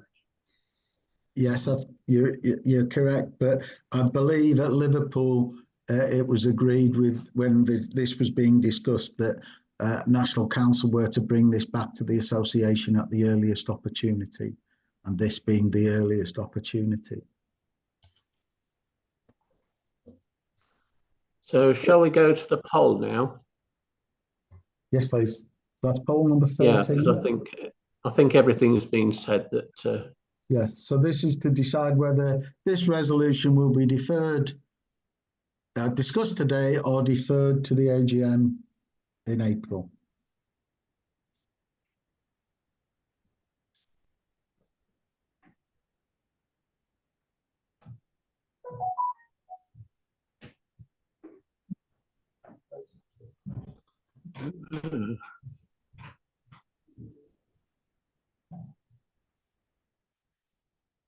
It's a simple majority, yeah.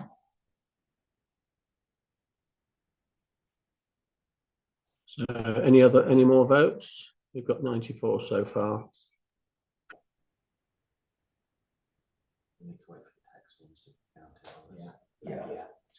Yes, we need to wait for the text ones.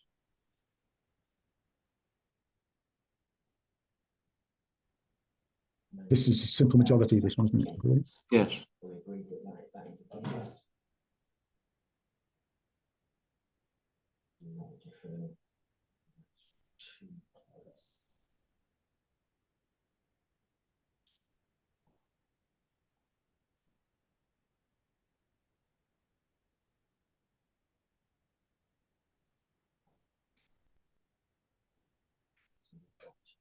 Uh, 51 plus 3, 4, and 4. Then do you want to close the vote? Yes, there's no more votes coming in, so I'm going to end the poll now. Right. I've got 3 on Just bear with us a minute because this is quite close. We've got 3 on text. Right. Which are against the resolution to defer. Right, okay. Which makes a total of 54. Right, okay. Against the resolution to defer. Right. And 44 in favour of the resolution. The proposition to defer, yeah. Okay, so we've now got online for those who are looking at us on YouTube.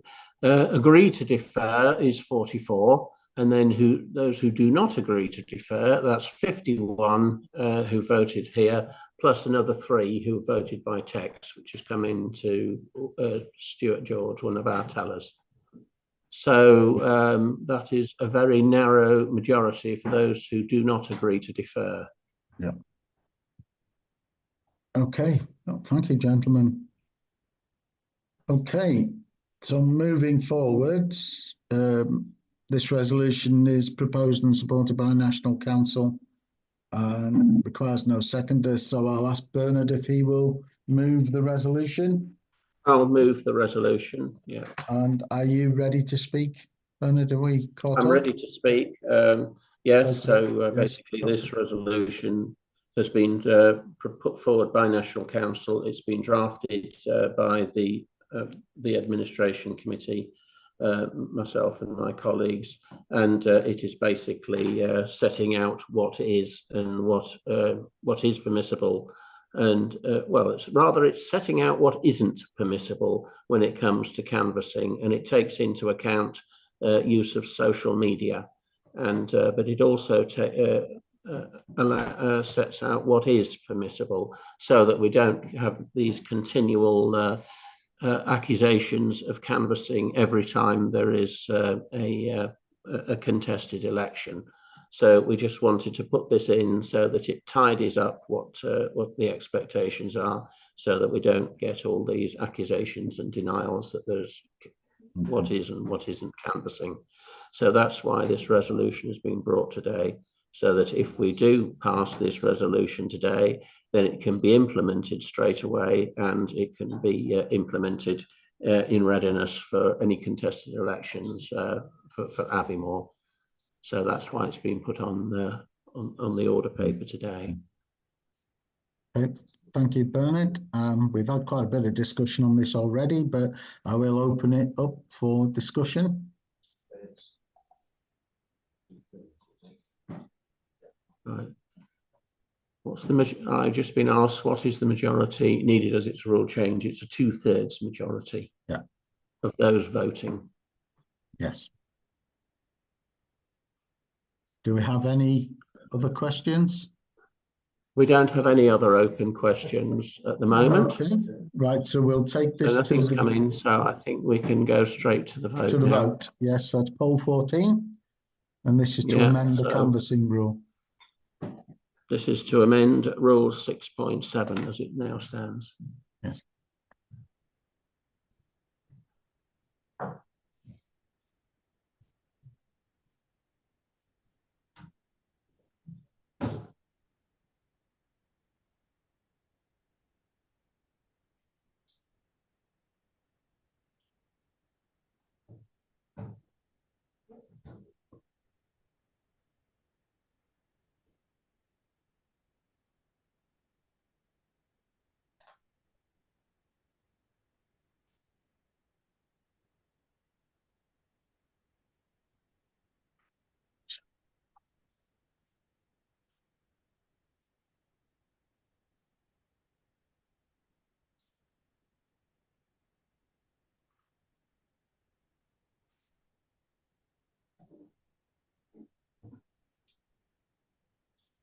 Have we done, Bernard?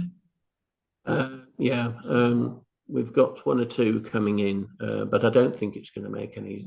It's not going to make any difference. So I'm going to end the poll now, and I'm going to share the results. So thank you. So 82 out of 90, which is 91%, approved the canvassing amendment, and 8 out of 90, which is 9%, do not approve. So I think that's that is definitely a 2/3 majority. Yeah. Thank you, gentlemen. Okay, the last 10th and last resolution. The end is nigh, gentlemen. So I'll invite Bernard to read the resolution 10 from the order paper, please. Thank you. It is proposed that the current association rules remain extant during the period 6th of January to 26th of April, whilst rules are being rewritten to put forward to the 79th AGM in Aviemore, including resolution 9 above, if passed. and National Council propose and therefore support this resolution. And again, as it's coming from National Council, it requires no seconder, so I'll ask our National Secretary Bernard to move the resolution. I shall move the resolution, Mr. President. And now I invite you to speak on the resolution, Bernard, please. Thank you very much. As part of the Radical 41 Club review that was initiated back in Liverpool AGM 2024, as well as a restructuring and incorporation, it was decided that we needed to have a radical look at our rules, because they've all been introduced and amended in a rather piecemeal fashion, and some of them are conflicting, some of them aren't fit for purpose, some of them are in the wrong place. So we have now had a good look at the review, the rules. Various members of the review team have looked at various sections of them. The administrative committee, myself and Don Mullane and Stuart George and Duncan Kennedy have also gone through them. We had a marathon session where we have proposed various changes. It doesn't quite stop there, because it's got to go through National Council, which they'll be ready for the National Council meeting in Oakhampton, and then the draft rules will be put on the order paper for the AGM in Aviemore for clubs and their members to comment on. So we will be putting these on the order paper for the next AGM. So that's what we're doing, and that's why we're doing it. Thank you very much, Bernard. I'll open the resolution for discussion. Are there any questions? Gary Brooks. Gary Brooks, Welling 41 Club. Just a point of order, Bernard. I think you said the 10th of January was the deadline for clubs to put forward resolutions. Yes, what's resolutions from clubs. Yeah, what's the deadline on you for this work? Right. Anything that comes from National Council in the order paper has to be put to clubs within 35 days. The reason that it's the 10th of January for resolutions from clubs is that it needs to come up to National Council for National Council to have a view on it before it goes into the order paper. But anything from National Council ourselves or itself is agreed at the National Council meeting in February, and then it will go on the order paper, which has to be circulated to all affiliated clubs within 35 days of the AGM taking place, so that you have an opportunity within your own clubs to discuss how you're going to vote on the resolutions. Thank you very much for that. Thank you. Great meeting. Thank you. Barry Derman. Yeah, it's me again, Barry Derman, Shirley Lake Nights and Whittle. Did I hear you right with the actual wording that it was that this resolution is to continue with the existing rules until yes, exactly. Aviemore? Well, surely we don't need a resolution for that. Why would we think of doing anything else other than that? Because the limited company isn't coming in till after Aviemore, so I'm just mystified once again as to why we actually needed this resolution. Unless I've got the wrong end of the...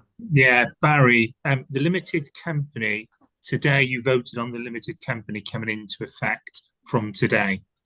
So we needed to have a set of rules. What we couldn't do as part of a review group is complete all those rules in time for the SGM.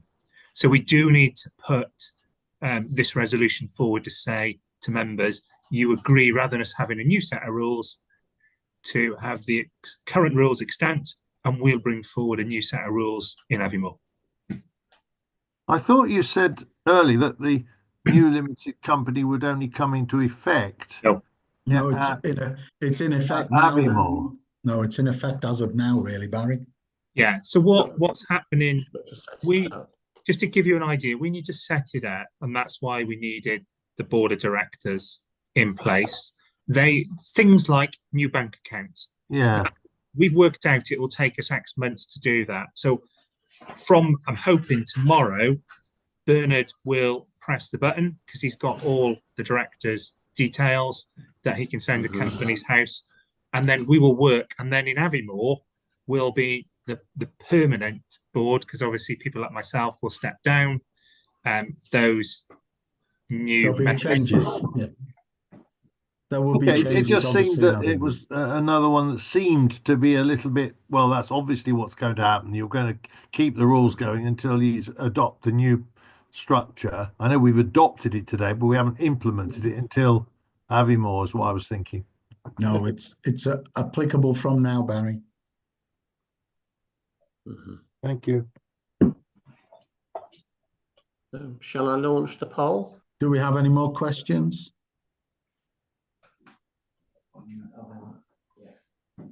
All right, Roger's got his hand up. Yeah, it's just really an answer to Barry's question. I would suggest it is saying, in effect, that the existing rules of 41 Club trump the Articles of Association that we've just set up until the AGM. Basically, yeah. Yeah. Yeah. Yeah. Okay, any more questions? Okay, can we launch the poll? This is number 15. It is, yeah. So just bear with me while I look for it. Oh, here we go. Right, I've now launched it.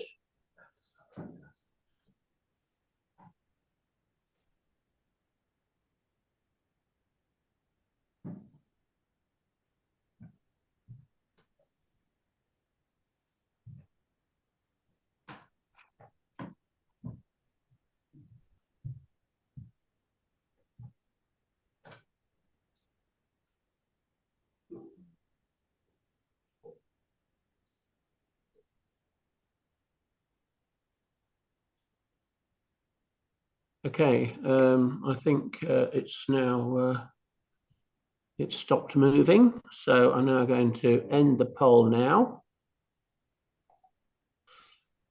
And I'm going to share the results. So those who agree with that resolution is 86 out of 88, and those who do not agree with it is 2 out of 88. And then there's 1 or 2 coming in, but it's a majority on this one. So 3 in favour, but it's a clear majority anyway. Clear majority, yes.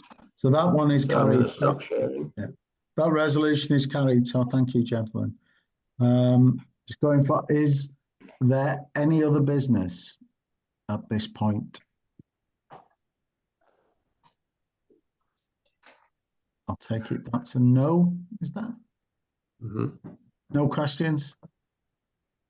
Right. Okay. On the basis that there is no other business, I'd like to just give a couple of thank yous, or a few thank yous. I'd like to thank Bernard, Andy, and Stuart for making their way to Marchese House today to help run this meeting very smoothly. I am snowed in the wilds of Yorkshire and I couldn't make it. Just a special thank you for Stuart for driving 6 hours each way to be there to act as a teller today, and Andy Ventris for stepping in at the last minute. I'd like to thank the review team, Steve and his team, and all you guys who were on in this meeting, who have been part of that review team. And I'd also like to thank everybody that's been on the meeting for spending their time with us today. I think we've made some real progress, and I think we've made a few strides forward in taking our association into a more stable and modern association. So there was some good debate today, and I just thank you all for your contributions to make this all possible. So thank you very much, gentlemen. So the next meeting will be the annual general meeting, which will be held on Saturday, the 26th of April in Aviemore. So I hereby declare this special general meeting closed at 19:32. Thank you, gentlemen. Enjoy the rest of the weekend. Thank you very much. Thanks. Thank you. Bye. Thanks, everyone. Thank you. I'm now going to end it for all.